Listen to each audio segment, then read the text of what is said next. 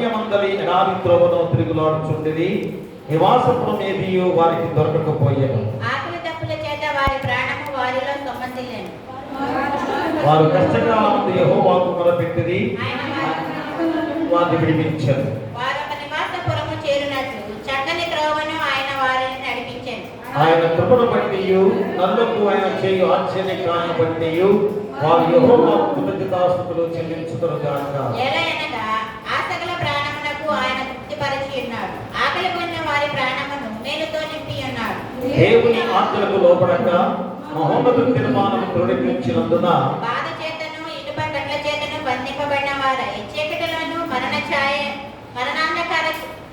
మరణాంధకారములోను నివాసము చేయు వారి హృదయమును ఆయన ఆయాసము చేత దొంగ చేసెను. వారు కూలి ఉండగా సహాయుడు లేకపోయెను. కష్టకాలమందు వారు యెహోవాకు మొరపెట్టి ఆయన వారి ఆపదల నుండి వారిని విడిపించెను. వారి కన్నులు తెప్పివేసి చీకటిలో నుండి మరణాంధకారంలో నుండి వారిని రప్పించెను. ఆయన కృపను బట్టి నరులకు ఆయన చేయు ఆశ్చర్య కార్యములను బట్టి వారి యెహోవాకు కృతజ్ఞతాస్తుతులు చెల్లించుదురుగాక.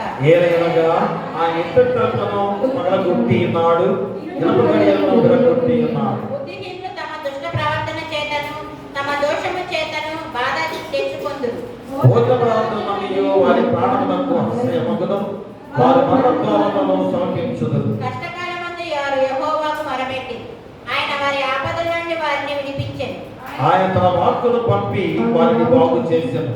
ఆయన వారు పడిన గుట్టల నుండి వారిని విడిపించెను. ఆయన కృపను బట్టి నరులకు ఆయన చేయు ఆశ్చర్య కార్యములను బట్టి వారు యెహోవాకు కృతజ్ఞతాస్తుతులు చెల్లించుదురుగాక. అందరూ కలిసి వారు కృతజ్ఞతాస్తుతులు చెల్లించుదురుగాక, ఉత్సాహంతో ఆయన కార్యములను ప్రకటించుదురుగాక. సదాకాలం దేవుడు మీకు తోడైండును గాక. ఆమేన్. దయచేసి కూర్చోండి. ప్రియ దేవుని సంఘమా, పిల్లలారా, మరొక గొప్ప ప్రాముఖ్యమైన రోజు ఏమిటనగా ఫాదర్ అయ్యర్ గారి యొక్క జన్మదిన వేడుక. ఈరోజు ఫాదర్ అయ్యర్ గారి యొక్క జన్మదిన వేడుక 1842 సంవత్సరంలో మన గుంటూరు ప్రాంతానికి వచ్చి ఎంత గొప్ప సేవను అందించిన దేవుని తమ్ముడు. ఎందుకంటే ఆయన వచ్చి దేవుని వాక్యాన్ని బోధించితేనే ఈరోజు మనము ఇంత గొప్పగా సంఘాలుగా మరి ఎన్నెన్నో శాఖలుగా విభజించబడిన గొప్ప విధానం. కాబట్టి మరి అయ్యర్ గారిని మళ్ళా మనం గుర్తు చేసుకోవాలి. ఈరోజు 233వ జన్మదిన వేడుక.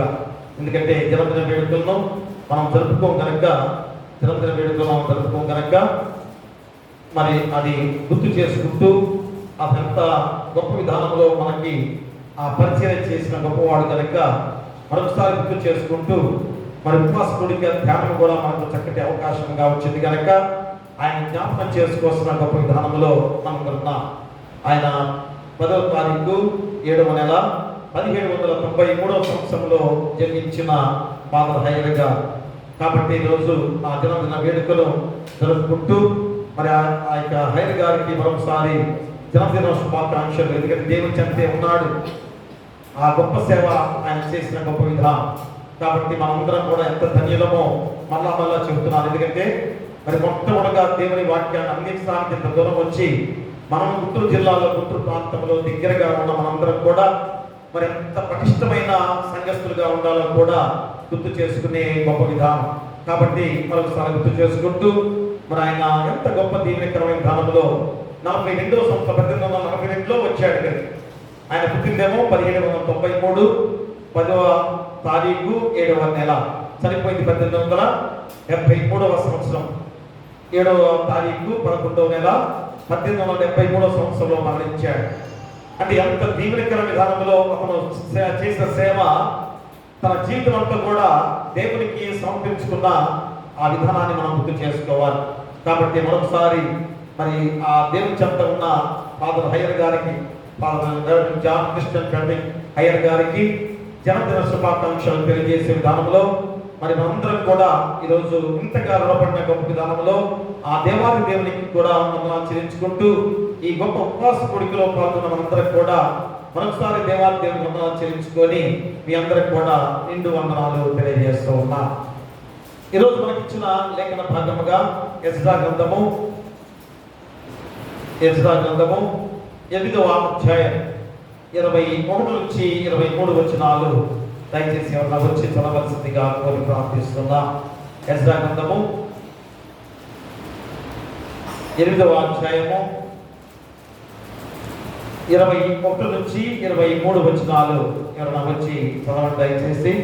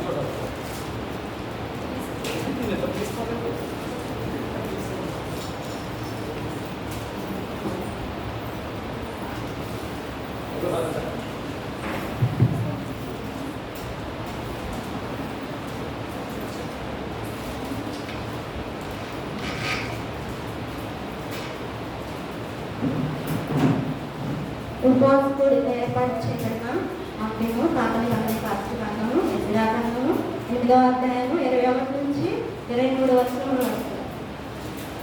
అప్పుడు దేవుని సన్నిధిని మేము దుఃఖపరచుకొని మాకు మా చిన్నవారికి మా ఆస్తికి శుభ ప్రయాణము కలుగునట్లుగా ఆయనను వేడుకుంటకు ఆహోవా నది దగ్గర ఉపవాసముండి ప్రకటించి తిని మేలు కలుగు చేయుటకై ఆయన ఆశ్రయించి వారికందరికీ మా దేవుని హస్తము తోడుగా ఉండును కాక అని ఆయన హస్తము ఆయన ఉగ్రతయు ఆయనను విశ్వసించు వారి మీదికి వచ్చునని మేము రాజుతో చెప్పి ఉంటుంది. కనుక మా మార్గమందున్న శత్రువుల విషయమై మాకు సహాయము చేయనట్లు కాల్పములను రౌతులను రాజునొద్దకు కావాలని మనవి చేయుటకు సిగ్లాగు నాకు తోచెను. మేము ఉపవాసం నుండి ఆ సంగతిని బట్టి మా దేవుని వేడుకొనగా ఆయన మా మనవి అంగీకరించెను. ఇంతటి వాక్య భాగం ముగించండి.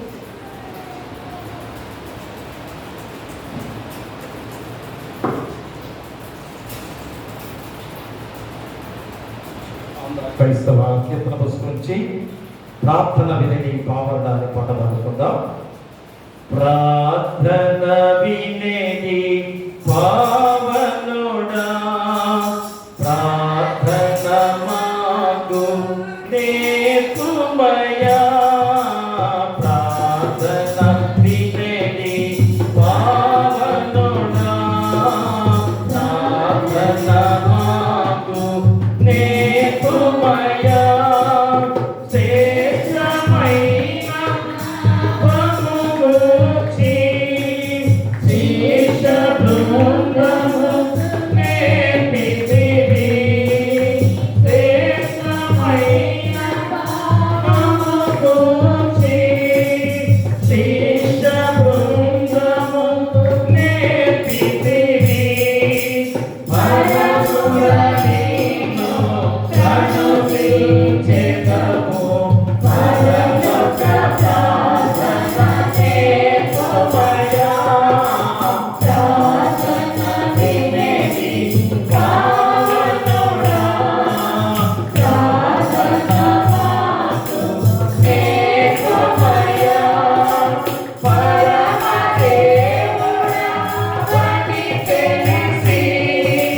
Para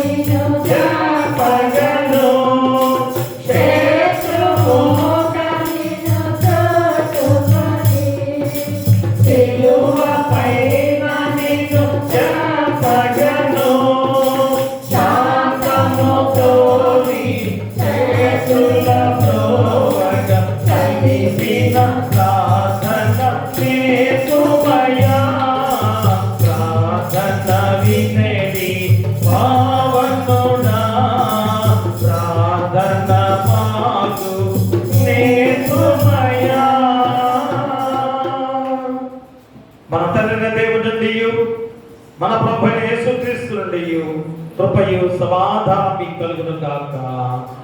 ఆమేన్.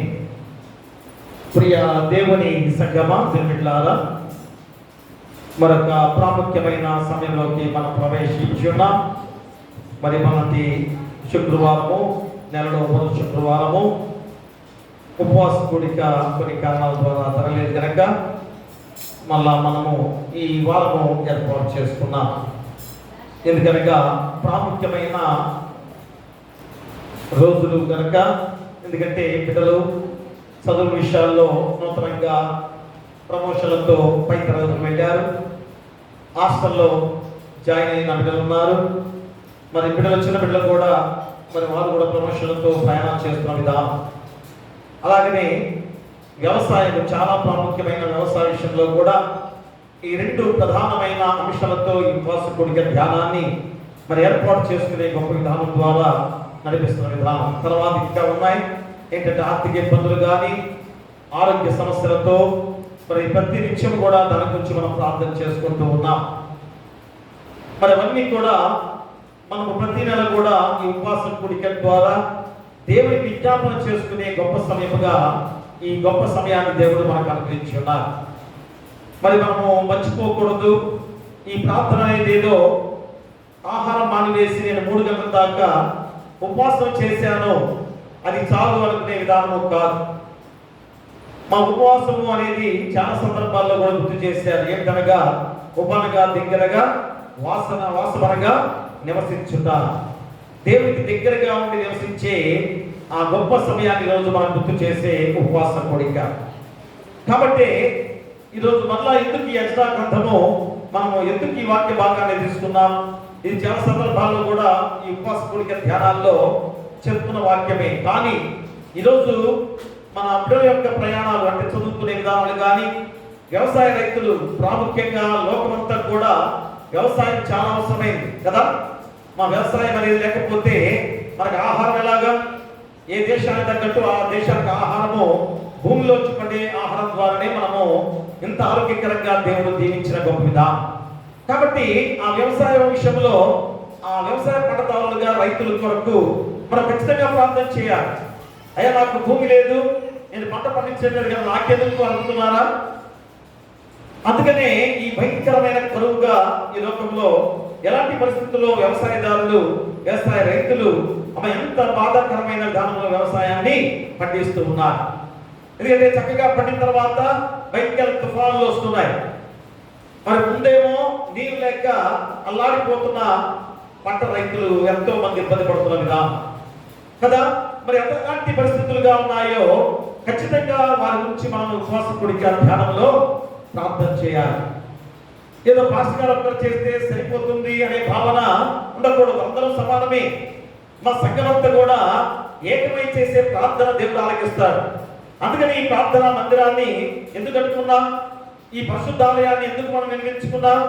అందరం కూడా ఒకే ఐక్యతగా ప్రార్థించే ప్రార్థన మా దేవుడు అంగీకరించే ప్రార్థనగా ఉంటుందని పదే పదే గుర్తు చేసుకుంటున్న సందర్భం. అందుకని ఈరోజు కూడా మళ్ళీ ఈరోజు మనం ఈ యొక్క ఉపవాస కూడిక ధ్యానంలో పాల్గొంటూ దేవాది దేవునికి మన విన్నపాలు వినిపిస్తున్నాం గొప్ప విధానం. కాబట్టి ఈరోజు ఈ ఉపవాస కూడిక ధ్యానం ద్వారా చక్కటి వాక్యాన్ని దేవుడు మనం గుర్తు చేసుకున్నాడు. ఏంటంటే నాకు చదువుకున్న ఎస్రా గ్రంథంలో 8వ అధ్యాయం 21వ అధ్యాయం నుంచి 23 వచనాలు మళ్ళా మనం చదువుకున్నట్లయితే, అప్పుడు దేవుని సన్నిధిని మేము దుఃఖపరుచుకొని మాకును మా చిన్నవారికి మా ఆస్తికి శుభ ప్రయాణం కలుగునట్లుగా ఆయన వేడుకొనుటకు ఆహావా నది దగ్గర ఉపవాసముండని ప్రకటించింది. మేలు కలుగు చేయటకై ఆయనను ఆశ్రయించు వారందరినీ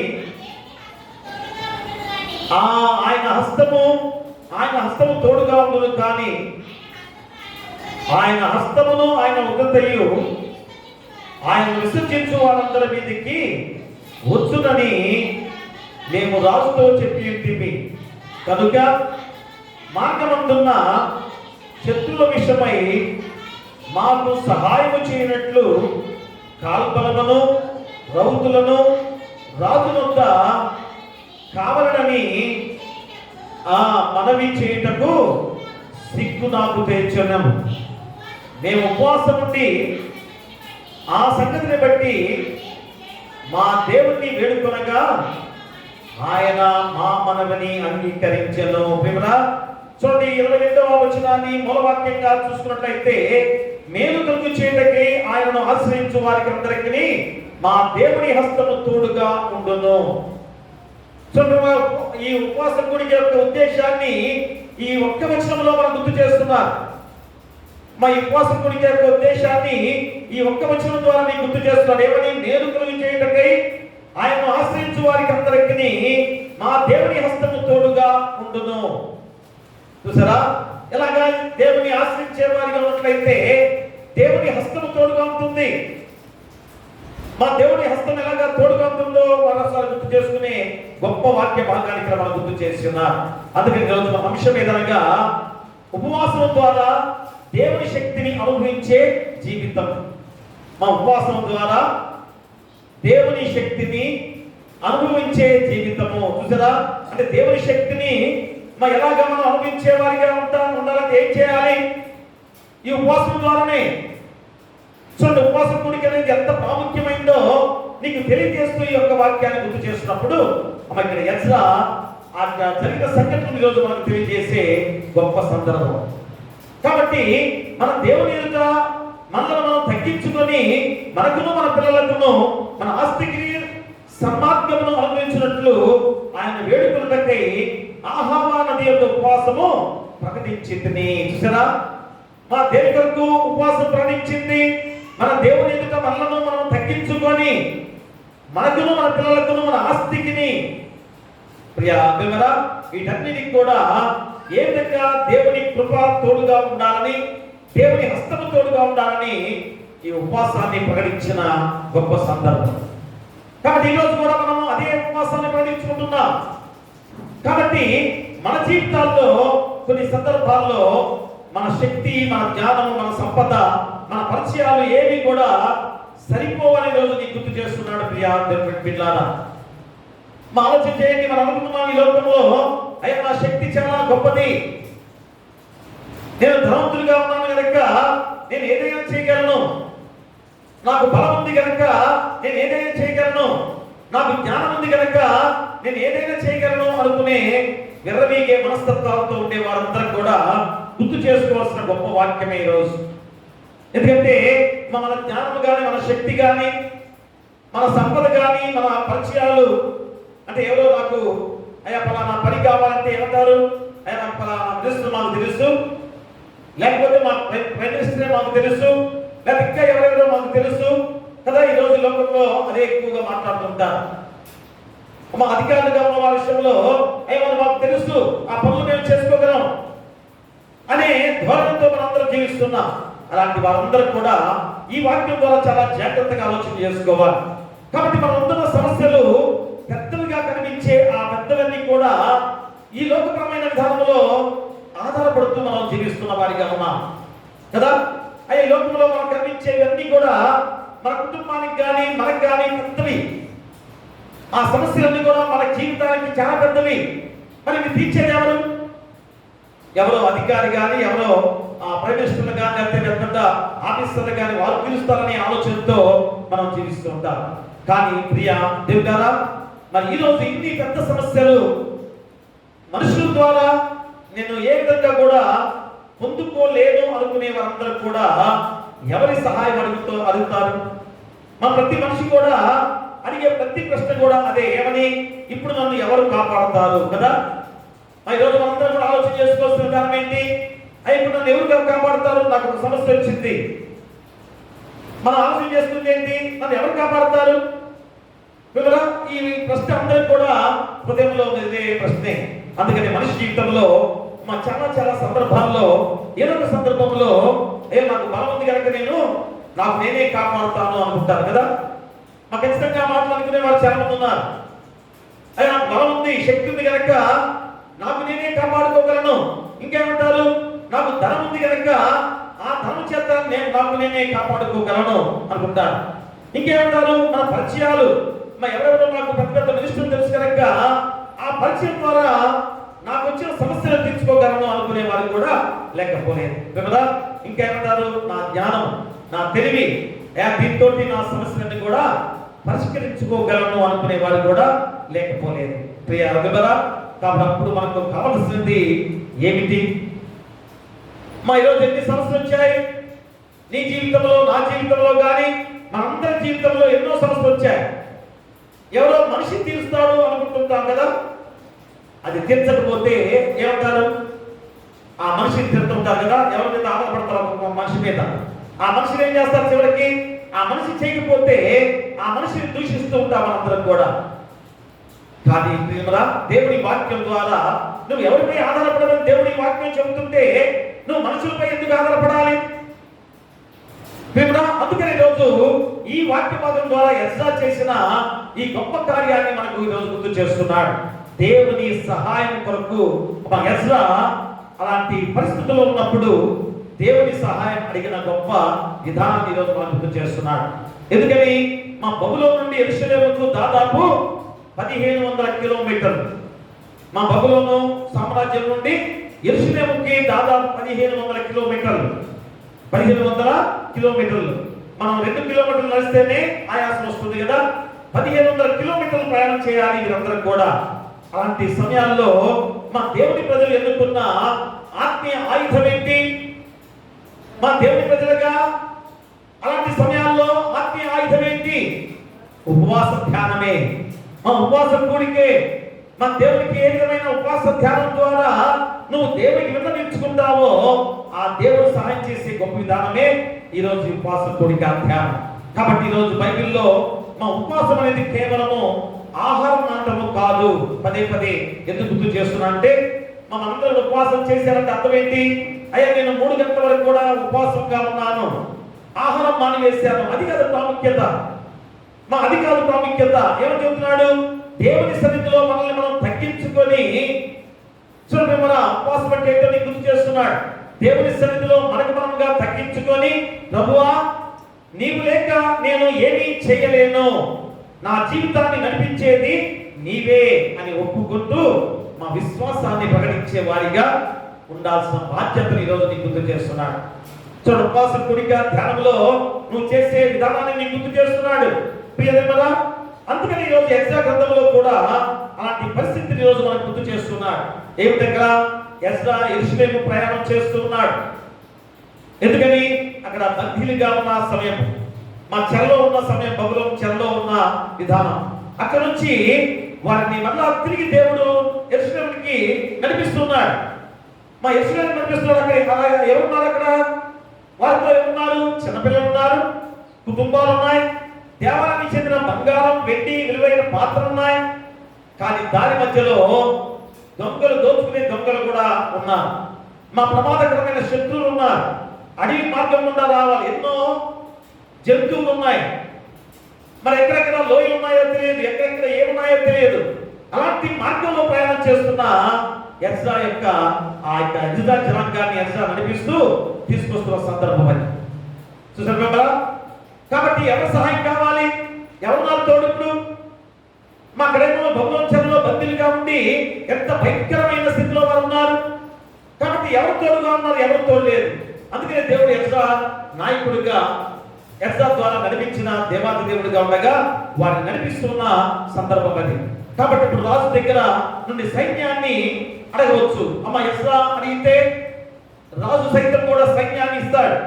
అయ్యా నీకు ఏది కావాలో సైన్యాన్ని తీసుకెళ్ళి అంటాడు.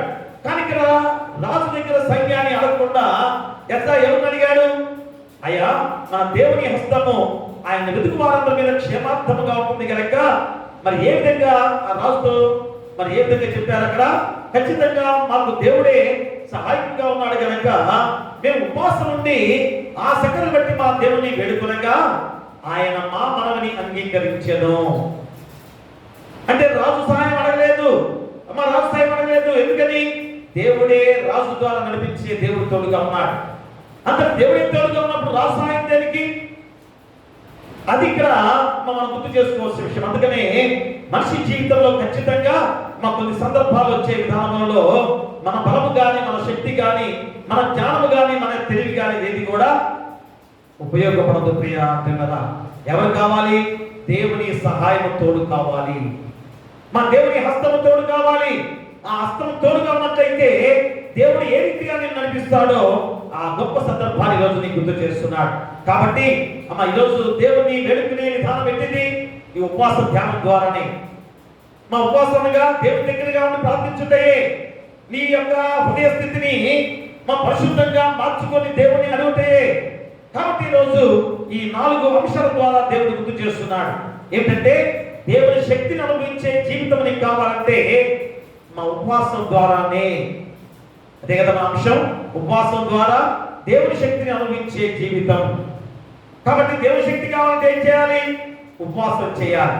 ఆ ఉపవాసము ఎలాగా దేని గుర్తుగా చేయాలి అనగా మా ఖచ్చితంగా ఉపవాసం దేని గుర్తు? మరి ఉపవాసం నువ్వు చేస్తున్నావు ఈరోజు కదా, ప్రతి నెలలో కూడా మొదటి శుక్రవారం మనం ఉపవాసం ధ్యానం ప్రకటిస్తున్నాం. ఆ ప్రకటించేటప్పుడు అమ్మ నువ్వు ఏ రీతిగా చేస్తున్నావు? ఉపవాసం చేసామంటే నీలో ఉండే లక్షణాలు ఏంటి? నీలో ఉండే మంచి లక్షణాలు ఏంటి? అది ఈ 4 అంశాల ద్వారా నీకు గుర్తు చేస్తున్నాడు. ఒకటి, మా ఉపవాసం దేనికి గుర్తు? వినయానికి గుర్తు అని ఈరోజు నీకు గుర్తు చేస్తున్నాడు. ఉపవాసం దేనికి గుర్తు? మా వినయానికి గుర్తు. తనకు తగ్గించుకోవాల్సిన బాధ్యత.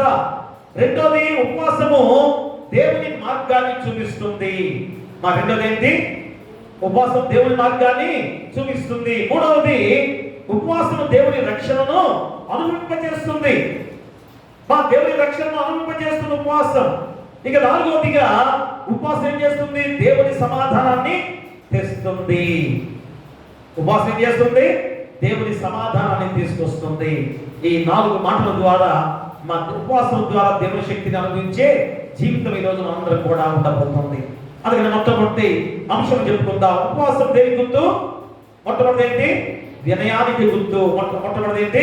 ఉపవాసము వినయానికి గుర్తు. చూడండి ఎస్రా గ్రంథంలో 21వ వచనాన్ని మళ్ళా మనం చదువుతున్న అధ్యాయంలో 8వ అధ్యాయంలో, అప్పుడు దేవుడు ఆ దేవుని సన్నిధిని మమ్మల్ని మేము దుఃఖపరుచుకొని మాకును మా చిన్నవారికి మా ఆస్తికిని శుభ ప్రయాణము కలుగున్నట్లుగా ఆయన వేడుకొనుటకు ఆహావా నది దగ్గర ఉపవాసములని ప్రకటించితని.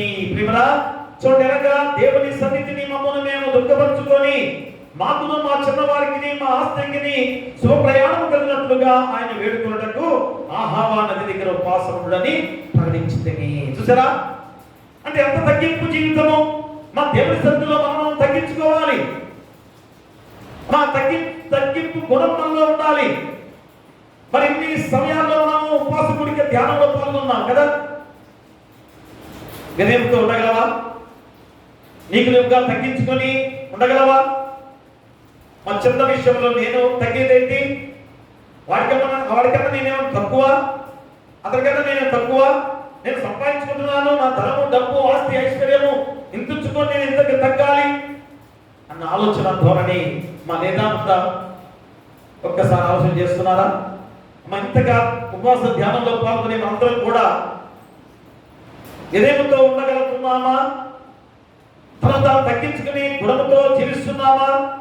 అది ఈరోజు ఈ మొదటి అంశం ద్వారా మనం గుర్తు చేస్తున్నాం. అంటే మనం అనుకుంటున్నాం ఉపవాసం అంటే మా ఆహారాన్ని మాని ఆకలితో ఉండటమే అని చెప్పేసి అనుకున్నారేమో. కాదు. ఉపవాసం అంటే ప్రభువా నేను చేయలేను, నీవే చేయాలి అని ఖచ్చితంగా దేవుని దగ్గర వేడుకునే గొప్ప ఉపవాస ప్రార్థన.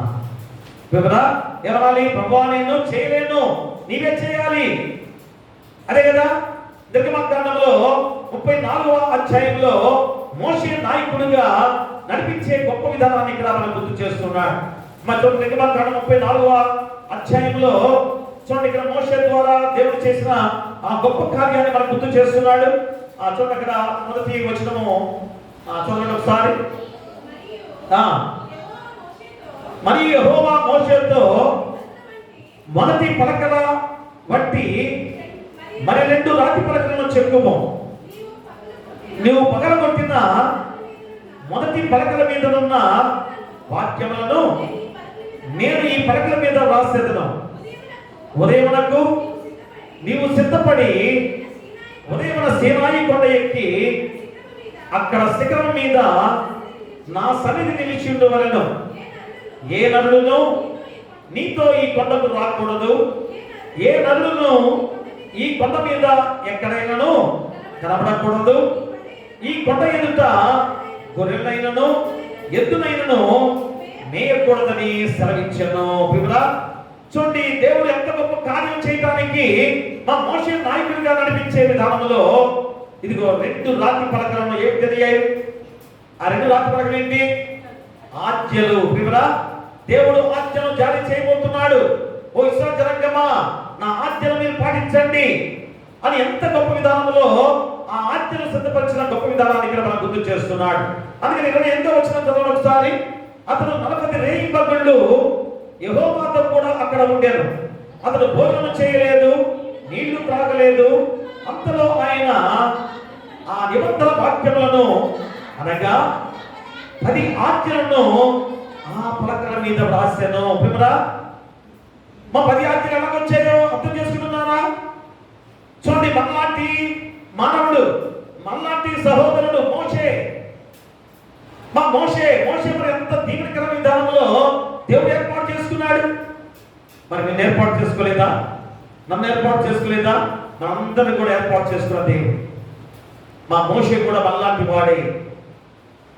ఎందుకని? దేవుని ఆజ్ఞను పాటిస్తున్నాడు గనక, మా దేవుని పట్ల వినయంతో ఉన్నాడు గనక, మా దేవుని దగ్గర తగ్గింపు స్వభావంతో ఉన్నవాడు గనక, మనుషులు ఎలా తగ్గింపు స్వభావం కలిగిన వాడు గనక దేవుడు మోషేని ఏర్పాటు చేసుకున్నాడు. కాబట్టి ఈ రాతి పలకల మీద 10 ఆజ్ఞలు ఇచ్చినప్పుడు ఎలాంటి ప్రార్థన చేశాడు మోషే? దేవునితో కూడా 40 రోజులు రాత్రింపగళ్ళు ప్రార్థన చేశాడు. ఎలాగా? అతను భోజనం చేయలేదు, నీళ్లు త్రాగలేదు. అంతలో ఆయన నిబంధన వాక్యములను అనగా 10 ఆజ్ఞలను ఆ పలకల మీద రాసెను. ఘోరమైన తపస్సుగా ఇది మనం గుర్తు చేసుకోవాలి. మా ఘోరమైన ఉపవాసం ధ్యానం అది పట్టుకుని మనం భోజనం మానేస్తే సరిపోతున్నాం కాదు. అక్కడ మన హృదయం ఎలాంటి స్థితిలో ఉండాలో దానికి ద్వారా అంటే భోజనానికి కూడా ప్రాధాన్యత ఇవ్వలేదు. చూడండి, దేవుడికి ప్రాధాన్యత ఇచ్చాడు, మనుషులకు ప్రాధాన్యత ఇచ్చాడు. మా నిన్ను నన్ను కాపాడటానికి, ఇశ్రాయేలు జనాంగాన్ని కాపాడటానికి మోషే 40 రోజులు ఆహారం మానాల్సిన అవసరం ఉందా? నువ్వైతే చేయగలవా? నీ తోటి వారి కొరకు నువ్వు ఇలాగా చేయగలవా? నీకేదైనా సమస్య వస్తే ఆహారం మానివేసి నేను ఉపవాసం చేశారని చెప్పుకుంటారు కదా ఎవరికి వారుగా. పిల్లరా కాదు, ఈరోజు మనందరి కొరకు మన దేవుడు ఏ రీతిగా చెప్పాడో మోషే కూడా 40 రాత్రింపగళ్ళు ఆహారం మానివాసి కఠినమైన ఉపవాసముతో దేవుని వేడుకొనగా ఆ ఆజ్ఞలు 10 ఆజ్ఞలుగా ఆ పలకల మీద రాసిన గొప్ప సందర్భాన్ని మనం గుర్తు చేస్తున్నాడు. చూడండి, 29వ వచనం కూడా చదవండి. మోషే సీనాయి కొండ దిగుచుండగా ఆ శాసనములు గల ఆ 2 పలకలు మోషే చేతిలో ఉండెను. అతడు ఆ కొండ దిగుచుండగా ఆయన అతనితో మాట్లాడుతున్న అప్పుడు తన ముఖ చర్మము ప్రకాశించిన సంగతి మోషేకు తెలిసి ఉండలేదు. పిల్లరా దేవుని శక్తి రోజు ఎక్కడ కనిపించింది? మా దేవుని శక్తి ఎలా కనిపించింది? 40 రోజులు భోజనం మానేశాడు. కానీ మా మోషే రాతి పలకలు తీసుకుని దిగి వస్తుండగా ఆ ముఖము ప్రకాశంతో వెలుగుతున్న శక్తివంతమైన ముఖాన్ని అందరూ చూశారు. అక్కడ కూడా ఆహారం మానేసినంత మాత్రాన దేవుని శక్తి నీకు వస్తుందా అనుకున్నావా ఈరోజు? పిల్లరా ఎలాగా ఏం చేస్తే ఆ దేవుని వెలుగు ప్రకాశము నీలో వస్తుందో ఈరోజు మోషే ద్వారా నీకు గుర్తు చేస్తున్నాడు. 40 రోజులు భోజనం చేసినంత మాత్రాన ఎలా ఉండాలి? పక్క చెక్కి సెలవు అయిపోవాలి, నడవటానికి కూడా శక్తి లేకుండా ఉండాలి, ఇక తూలిపోయి కింద పడిపోయి ఉండాలి కదా. ఏ మాత్రం కూడా కాకుండా రాతి పనులు చేత పట్టుకొని వస్తున్నప్పుడు ముఖం శరీరం అంతా కూడా చర్మంతా కూడా తగదగా మెరుస్తూ వచ్చిన సందర్భాన్ని అందరూ చూస్తున్నారు. అంటే దేవుని శక్తి ఎలాగొస్తుంది? మా దేవునితో గడిపే గొప్ప విధానమే. అంటే మొట్టమొదటి మనం చేయాల్సింది ఏంటి? వినయముగా ఉండాల్సిన బాధ్యత. అలాగనే దానియేలు గ్రంథంలో కూడా ఇక 40 రోజులు ఉపవాసం మోషే చేసినప్పుడు ఫలితం ఏమొచ్చింది? దేవుని మహిమ శక్తి ఆ మోషేలో వచ్చింది. ఇక్కడ దానియేలు గ్రంథంలో కూడా మనం చూసినట్లయితే దానియేలు గ్రంథం చూడండి, 10వ అధ్యాయం చూడండి ఒకసారి. దానియేలు గ్రంథము 10వ అధ్యాయంలో 10వ అధ్యాయంలో చదవండి ఒకసారి. పారసీక రాజుకు కోరెషు పరిపాలన కాలంలో 3వ సంవత్సరమున బెల్షాజరును దానియేలునకు ఒక సంగతి బయలుపరచబడెను. గొప్ప యుద్ధము జరుగుతున్న సంగతి నిజమే. దానియేలు దాన్ని గ్రహించెను. అది దర్శనం వలన అతనికి తెలిసినదాయను. ఆ దినముల యందు దానియేలును నేను 3 వారములు దుఃఖ ప్రాప్తులమైతిని. 3 వారములు గడుచు వరకు నేను సంతోషముగా భోజనం చేయలేక ఇంటిని. మాంసము గాని ద్రాక్షారసము గాని నా నోటిలోనికి రాలేదు. స్నానాభిషేకములను చేసుకొనలేదు. మొదటి నెల 24వ తేదీ నేను హిత్తేకెలను గొప్ప నదీ తీరమున ఉంటిని. నేను కనులెత్తి చూడగా నారబట్టలు ధరించుకున్న ఒకడు కనబడెను. అతను నడుమున మేలిమి బంగారు నడికట్టు కట్టుకుని ఉండెను. అతని శరీరము రక్తవర్ణపు రాతి వంటిది. అతని ముఖము మెరుగుమలే ఉండెను. అతని కన్నులు జ్వాలామయమైన దీపములను, అతని భుజములను పాదములను తలతల నాడు ఇత్తడిని పోలి ఉండెను. అతని మాటల ధ్వని నర సమూహపు కంఠ ధ్వని వలె ఉండెను. ప్రియుడా, చూడండి, దానియేలు 3 వారాలు చేసిన ఈ ప్రార్థన, ఈ 21 రోజులు చేసిన ప్రార్థనకి జవాబేమైంది? దేవదూత ప్రత్యక్షమైన గొప్ప సందర్భం. మరి నువ్వు ఉపవాసం చేస్తే నువ్వు అడిగిన దానికి జవాబు వస్తుందా? ప్రియుడా, దేవదూత ప్రత్యక్షం కానక్కర్లేదు కదా. యేసుక్రీస్తు వారే మన కొరకు దిగి వచ్చాడు. ఆయనే నీ కొరకు శిలువ త్యాగం ద్వారా రక్షించాడు. ఆయన ద్వారా మనం రక్షణ పొందుకొని శక్తివంతులుగా మార్చబడ్డాం. మరి రోజు నువ్వు చేసే ప్రార్థన ద్వారా ఆ జవాబు నీకు వస్తుందా? అది ఎందుకు రాలేదు అంటే మనం వినయవంతులుగా లేవా? దేవుని పట్ల కానీ మనుషుల పట్ల కానీ వినయానికి గుర్తుగా నువ్వు ఉపవాసం చేయలేదేమో. అంటే అర్థమేంటి? తనకు తాను తగ్గించుకునే విధానం అమ్మా ఉందా? తనకు తాను తగ్గించుకునే జీవితం కలిగి ఉన్నావా? అది మొట్టమొదటిగా నువ్వు ఈరోజు తెలుసుకోవాల్సింది ఏంటి? తనకు తాను తగ్గించుకునే వాడిగా ఉండాలి. ఎదుటి వాడి దగ్గర నేను గొప్ప అని చెప్పేవాడే కానీ మా తగ్గించుకునే స్వభావంగా చెప్తావా? అయ్యా నేను దేని పరికరాన్ని కూడా అంటావా? పోయి ఏ మాత్రం కూడా అన్నావు కదా. ఏ విషయంలో కూడా నువ్వు ఎంత అందంగా లేకపోయినా నేనే అందంగా ఉన్నానని చెప్తారు కదా. నల్లగా ఉండేవారు కూడా నేనే అందంగా ఉన్నా చెప్తారు. మా బలం లేకపోయినా పక్క చిక్కి సెలవైపోయిన వాళ్ళు కూడా ఏం చేస్తారు? నేను చాలా బలవంతుడిని, అది గంతలోకి లేపుతాను, బాగా లేపుతానని చెప్తుంటారు కదా. మానవ బలహీనత అదే ప్రియ కదా. మనిషి యొక్క బలహీనత అదే. అందుకని ఈరోజు ఉదాహరణగా ఒక వరి మొక్కను మనం చూసుకున్నట్టయితే, మా వరి మొక్క మనం చూస్తాం. మరి అది గింజలు ఎంత ఎక్కువగా వస్తాయో ఏం చేస్తుంది? అమ్మా తల వాచ్ చేస్తుంది. గమనించారా? గింజలు బరువెక్కే కొద్దీ తల ఏం చేస్తుంది? వాలుస్తుంది. అదే గింజలైన ఎలా ఉంటుంది? చక్కగా నెట్టనిటాలుగా ధైర్యంగా నిల్చొని ఉంటుంది కదా. కానీ దానివల్ల ప్రయోజనం ఉందా? చూసారా అమ్మ? ఎప్పుడైతే గింజలు వచ్చేటప్పటికి అది తల వాచుకుంటుందంటే తగ్గింపు స్వభావాన్ని గుర్తు చేస్తున్నాడు. ఎప్పుడైతే నువ్వు తగ్గింపుతో ఉన్నావో మా దేవుని కృప, దేవుని యొక్క శక్తి నీలో అధికంగా ఇస్తానని చెప్పే గొప్ప విధానమే ఈ చిన్న వరి మొక్క ద్వారా నీకు గుర్తు చేస్తున్నాడు. ఎందుకంటే ఈరోజు వరి మొక్కలు మనందరూ తెలుసు కదా. అది విత్తనాలు బరువెక్కే కొద్దీ, బలమయ్యే కొద్దీ తల వాచిపోతూ ఉంటుంది, కిందకి వాలిపోతుంటుంది కదా. అంటే తగ్గింపు స్వభావం ఎలాగా ఉంటుందో నీకు గుర్తు చేస్తున్నాడు. మనం క్రైస్తవంలో ఎదుగుతూ కూడా మా తగ్గింపు మనస్తత్వం లేకపోతే మనం చేసే ఉపవాసానికి మరి ఏమిటి ప్రయోజనం? ఉపవాసం అనేది వినయానికి గుర్తని దేవుడి రోజు చెప్తున్నప్పుడు, నువ్వు ఉపవాసం చేస్తున్నప్పుడు నువ్వు తగ్గింపు స్వభావం నీలో ఉండవుందా? క్రైస్తవుడిగా ఖచ్చితంగా నువ్వు ఉపవాసానికి, మా వినయానికి గుర్తుగా ఉన్న ఈ ఉపవాసము అలాంటి ఉపవాసముగా చేయాల్సిన బాధ్యత నీ పై ఉంది. అందుకే యాకోబు పత్రిక 4వ అధ్యాయం చూడండి ఒకసారి. యాకోబు పత్రిక 4వ అధ్యాయము 10వ వచనాన్ని చదవండి. 4వ అధ్యాయం 10వ వచనం. ఆ ప్రభువు దృష్టికి మిమ్మల్ని మీరు తగ్గించుకునండి, అప్పుడు ఆయన మిమ్మల్ని హెచ్చించును. ఇంత గొప్ప లేఖనాన్ని దేవుడు మనం గుర్తు చేస్తున్నారు. ప్రభు దృష్టికి మిమ్మల్ని మీరు తగ్గించుకునండి, అప్పుడు ఆయన మిమ్మల్ని హెచ్చించును. నీకు నువ్వు తగ్గించుకుంటే మా దేవుడు ఏం చేస్తానని గుర్తు చేస్తున్నాడు. మరి ఆ మాట ఎందుకు మర్చిపోయాం? అలాగే పేతురు రాసిన మొదటి పత్రిక చూడండి ఒకసారి. పేతురు రాసిన మొదటి పత్రిక 5వ అధ్యాయము 6వ వచనాన్ని చదవండి. దేవుడు తగిన సమయమందు మిమ్మల్ని హెచ్చించున్నట్లు ఆయన బలిష్టమైన చేతి క్రింద దీన మనస్కులై యుద్ధుడి. పిల్లరా, దేవుడు తగిన సమయమందు మిమ్మల్ని హెచ్చించున్నట్లు ఆయన బలిష్టమైన చేతి క్రింద దీన మనస్కులై యుద్ధుడి. ఇంతకన్నా మా గొప్ప మాట ఇంకేముంది? ఇంతకన్నా గొప్ప మాట, ఇంత గొప్ప వాక్యాన్ని తెలుసుకుని కూడా వినయవంతులుగా ఉండవద్దా? పిల్లరా, ఆ వినయమే హెచ్చింపజేస్తుంది అని దేవుడు ఈరోజు ఈ ఉపాసకుడి ద్వారా నీకు గుర్తు చేస్తున్న గొప్ప విధానం. నీ చేతిలో రొట్టెను నేనయ్యా, ఓ యేసయ్యా, వీరువు యేసయ్యా, ఆశీర్వదించు యేసయ్యా. నీ చేతిలో రొట్టెను నేనయ్యా, వీరువు యేసయ్యా, వీరువు యేసయ్యా,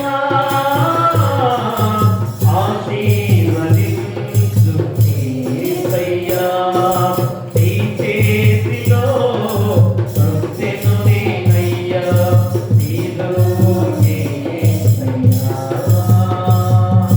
తండ్రి ఇంటి నుండి పిలిచితివి అబ్రాహాము, ఆశీర్వదించితివి అబ్రాహాముగా మార్చితివి. తండ్రి ఇంటి నుండి పిలిచితివి అబ్రాహాము, ఆశీర్వదించితివి అబ్రాహాముగా మార్చితివి. నీ చేతిలో రొట్టెను నేనయ్యా, వీరువు యేసయ్యా, వీరువు యేసయ్యా, ఆశీర్వదించు యేసయ్యా. నీ చేతిలో రొట్టెను నేనయ్యా, వీరువు యేసయ్యా. యాకోబును నీవు పిలిచితివి ఆనాడు, ఆశీర్వదించితివి. ఇశ్రాయేలుగా మార్చితివి. యాకోబును నీవు పిలిచితివి ఆనాడు, ఆశీర్వదించితివి. ఇశ్రాయేలుగా మార్చితివి. నీ చేతిలో రొట్టెను నేనయ్యా, వీరువు యేసయ్యా, వీరువు యేసయ్యా, ఆశీర్వదించు యేసయ్యా. ప్రియా దేవుని బిడ్డలారా, మరి అబ్రహాము నేను చూపించిన దేశానికి వెళ్ళమంటే తన ఆస్తి మొత్తాన్ని కూడా విడిచిపెట్టి దేవుడు చెప్పిన మాట ఆజ్ఞను పాటించి వెళ్ళాడు. ఎంతగా దీవించబడ్డాడు. ఈరోజు ఫాదర్ హయ్యర్ గారు కూడా తన దేశాన్ని వీడి, తన బిడ్డలను వీడి, తన కుటుంబాన్ని వీడి ఇంత భయంకరమైన ఆ క్షుద్ర పూజలు చేస్తూ చేతబడులు చేస్తున్న ప్రదేశానికి వచ్చి ఇంత గొప్ప సేవా పరిచయం చేసిన హయ్యర్ గారు ఎంత గొప్ప సువార్తను అందించి ఈరోజు మనందరం కూడా మా తల్లి సంఘాన్ని మర్చిపోయి ఎక్కడికెక్కడికో వెళ్తున్న వారిగా ఉన్నామంటే ఎంత గొప్ప సేవ చేసిన హయ్యర్ గారు ఏమనుకోవాలి? చూడరా, ఒక్కసారి ఆలోచన చేయండి. ఇంత దూర ప్రాంతానికి వచ్చి ఇంత సేవ చేసిన తర్వాత తల్లి సంఘమైన లోకల సంఘం మంచిది కాదు అనే భావంతో మీరందరూ కూడా ఎంత బాధాకరమైన దానిలో అవుతున్నారో ఆలోచన చేసుకోండి. 233వ జన్మదిన వేడుక ఎన్ని సంవత్సరాలు ఈరోజు ఆయన ఇక్కడికి చేరిన విధానంలో ఎన్ని సంవత్సరాలు అయిపోయాయి? దరిదాపు ఇంచుమించు 290 సంవత్సరాలు అయ్యాయి ఆయన సువార్త ప్రకటించింది. 190 సంవత్సరాలు ఎవరైనా ఉన్నాయా? ఎవరైనా దేవుని వాక్యాన్ని ప్రకటించారా? అంత ప్రకటించిన గొప్ప విధానం ద్వారా ఈరోజు మనందరం కూడా బైబిల్ ఎంత చక్కగా చదువుకుంటున్నాం, ఎలాగా వాక్యం చెబుతున్నారో తెలుసుకోగలుగుతున్న విధానం. కాబట్టి ఈరోజు తల్లి సంఘం ఎందుకు మరలా మీరు గుర్తు చేసుకుంటే కదా, ఎవరి గురించి నేను చెప్పడం కాదు, కానీ తల్లి సంఘాన్ని ఇలాగా చీలుస్తుంటే ఇంతగా మొట్టమొదటిగా క్రైస్తవులుగా మార్చబడిన మీరు చేర్చబడుతుంటే బాధాకరం కాదా? ఆలోచన చేయండి పిల్లరా. కాబట్టి ఈరోజు ఇలాంటి ఉపవాస ధ్యానాల్లో మళ్ళా ఎందుకు ఈరోజు చక్కగా మంచి సమయం దేవుడు ఇచ్చాడు. జన్మదిన వేడుక అయ్యర్ గారి యొక్క జన్మదినం, అందుకనే దేవుడు మొన్న ఆఫ్ చేశాడేమో ప్రవీణ్ గారు కదా. అంటే బాధాకరమైన విషయం జరిగిందని దాని గురించి కాదు, కానీ ఆ రోజు తెలియకపోతే మనం పెట్టుకునే వారమే కదా, లేకపోతే ఇంకో చోట వారు తీసుకెళ్తే పెట్టుకునే వారమే. కానీ అది ఎందుకు ఈరోజు మళ్ళా అయ్యర్ గారిని గుర్తు చేసుకునే దానిలో దేవుడి ఉపవాస కూడిక ధ్యానాన్ని ఏర్పాటు చేశాడంటే ఈరోజు అందరూ కూడా అతనికి జన్మదిన నివాళులు అర్పించాల్సిన బాధ్యత కూడా మనకు ఉంది ప్రేమదా. కాబట్టి ఈరోజు మన జీవితాల్లో మొట్టమొదటి ఉపవాసానికి గుర్తేంటి? వినయానికి గుర్తు. రెండవది, ఉపవాసము దేవుని మార్గాన్ని చూపిస్తుంది. మా ఉపవాసం ఏం చేస్తుంది? దేవుని మార్గాన్ని చూపిస్తుంది. చూడండి, సరైన మార్గం మాకు చూపమని అక్కడ ఏమన్నారు? ఎంత చక్కగా ఈ మాట్లాడుతున్నారు చూడండి. అక్కడ మనం చదువుకున్న మాటలో రెండవ వచనంలో 22వ వచనంలో, మేము మేలు కృతి చేయటకై ఆయన ఆశ్రయించు వారికి అందరికీ మా దేవుని హస్తము తోడుగా ఉండును, కానీ ఆయన హస్తమును ఆయన ఉగ్రతయు ఆయన విసర్జించు వారికి అందరికీ మీదకి వచ్చునని మేము రాజుతో చెప్పి కనుక మార్గమందున్న శత్రువుల విషయమై మాకు సహాయం చేయనట్లు కాల్బలములను రౌతులను రాజుతో కావాలని మనవి చేయటం సిగ్గు నాకు తోచను. అయ్యా, నా దేవుడు ఇంత శక్తివంతుడు, మరి దేవుణ్ణి అడిగితే నాకు ఇస్తాడు. రాజు అన్నట్టు నాకు సిగ్గుగా ఉంది. చూసారు కదా దేవుని మీద ఎంత ఆధారపడ్డాడు, దేవునిపై ఎంత ఆధారపడ్డవాడిగా ఉన్నాడో ఈరోజు మనం గుర్తు చేస్తున్నాడు. అందుకనే ఇశ్రాయేలు ప్రయాణం చేస్తున్న ప్రయాణంలో ఏం జరిగింది? పగలు మేఘస్తంభము, రాత్రి అగ్ని స్తంభముతో నడిపించిన గొప్ప సందర్భాన్ని కూడా మనం గుర్తు చేసుకోవాలి. చూసారా, దేవుని హస్తం తోడుగా లేదంటానికి మీరెవరు? దేవుని హస్తం నాకు కనపడలేదని అనుకున్నావా? మరి ఏం జరిగింది? అంత భయంకరమైన ప్రయాణంలో ఎవరు నడిపించారు నిన్ను? ఎవరు నడిపించారు? దేవుని హస్తమే తోడుగా ఉండి ఆ మార్గం ఎన్ని భయంకరమైన మార్గము.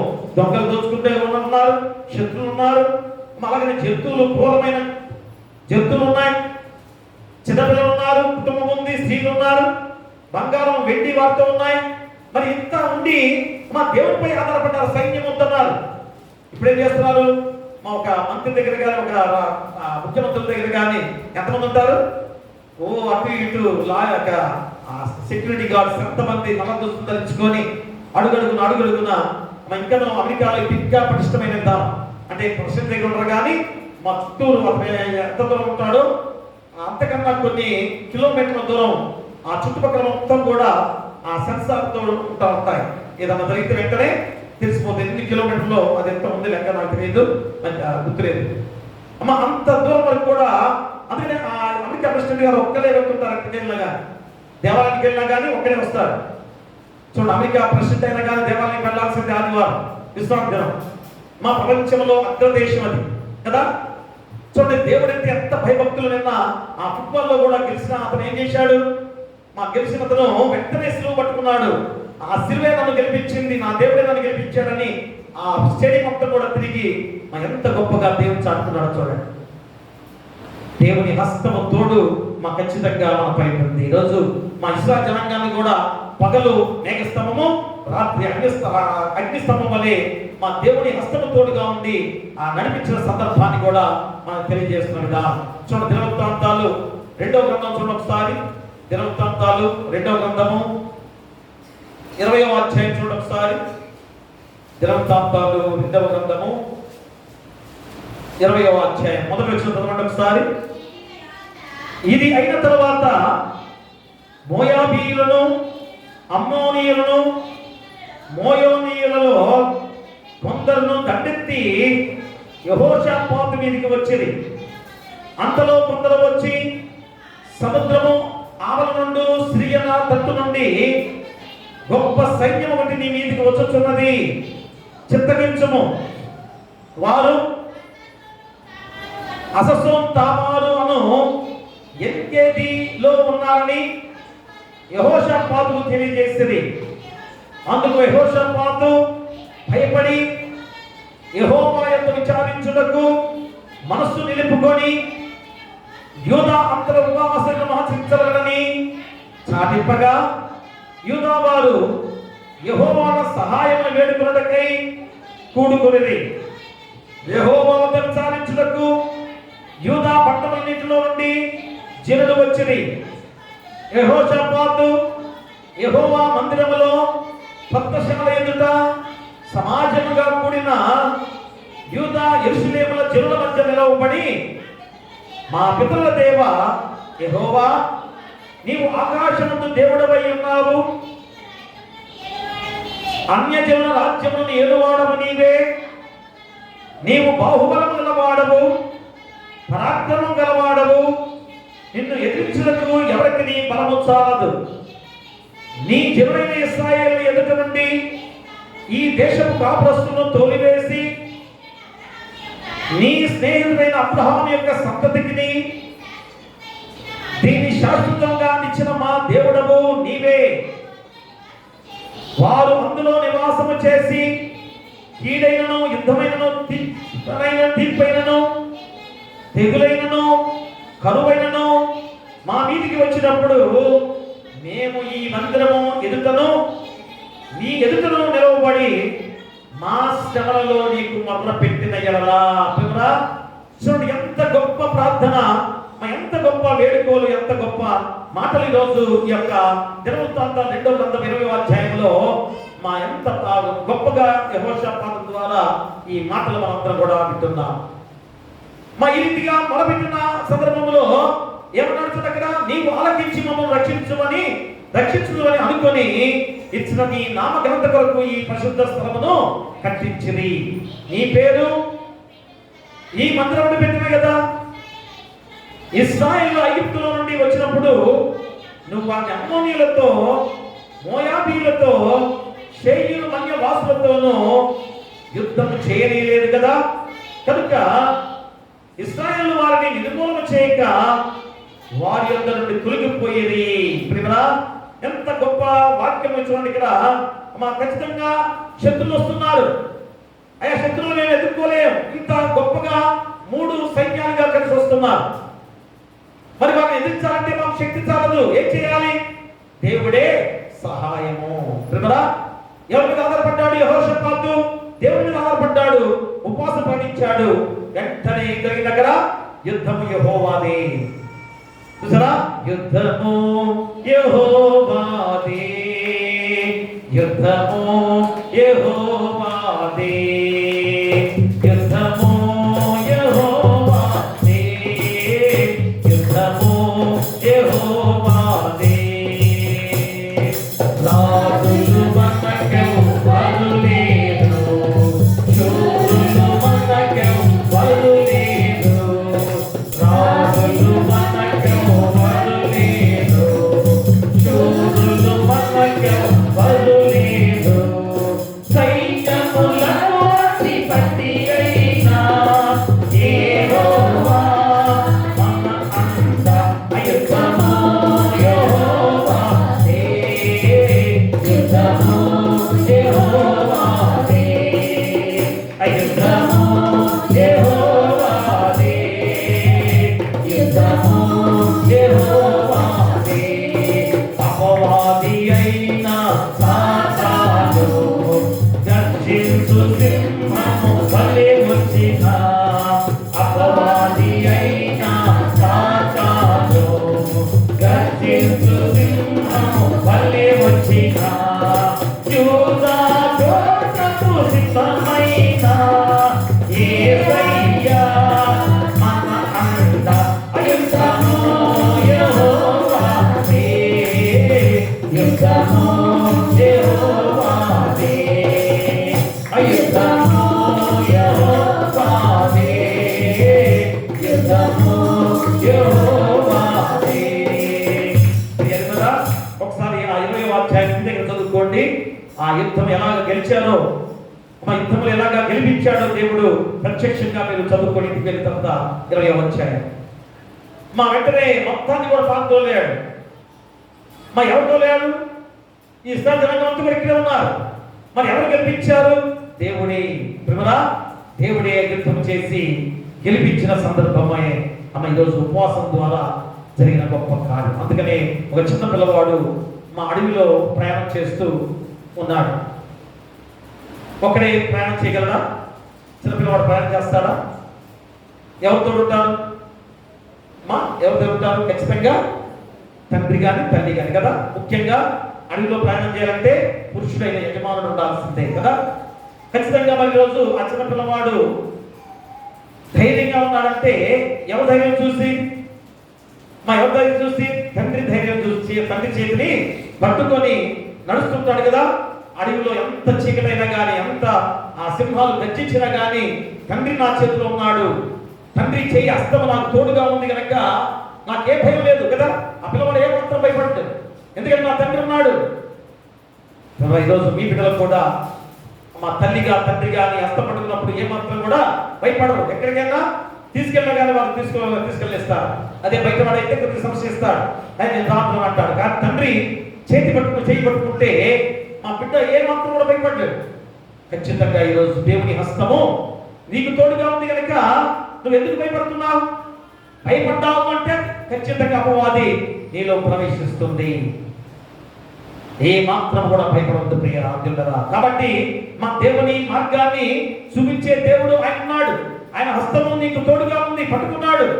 కాబట్టి నువ్వు ఏ మాత్రం కూడా ఎంత చీకటి గాఢంధకరలో సంచరించినా కానీ నువ్వు భయపడక ఆయన తోడుగా కాపరిగా ఉన్నాడని గుర్తు చేసుకోవాలి. అందుకనే కీర్తన గ్రంథం చూడండి, 32వ సంకీర్తన చూడండి ఒకసారి. 32వ సంకీర్తన 8వ వచనాన్ని చదవండి. 8వ వచనం 32:8 వచనం. అయినను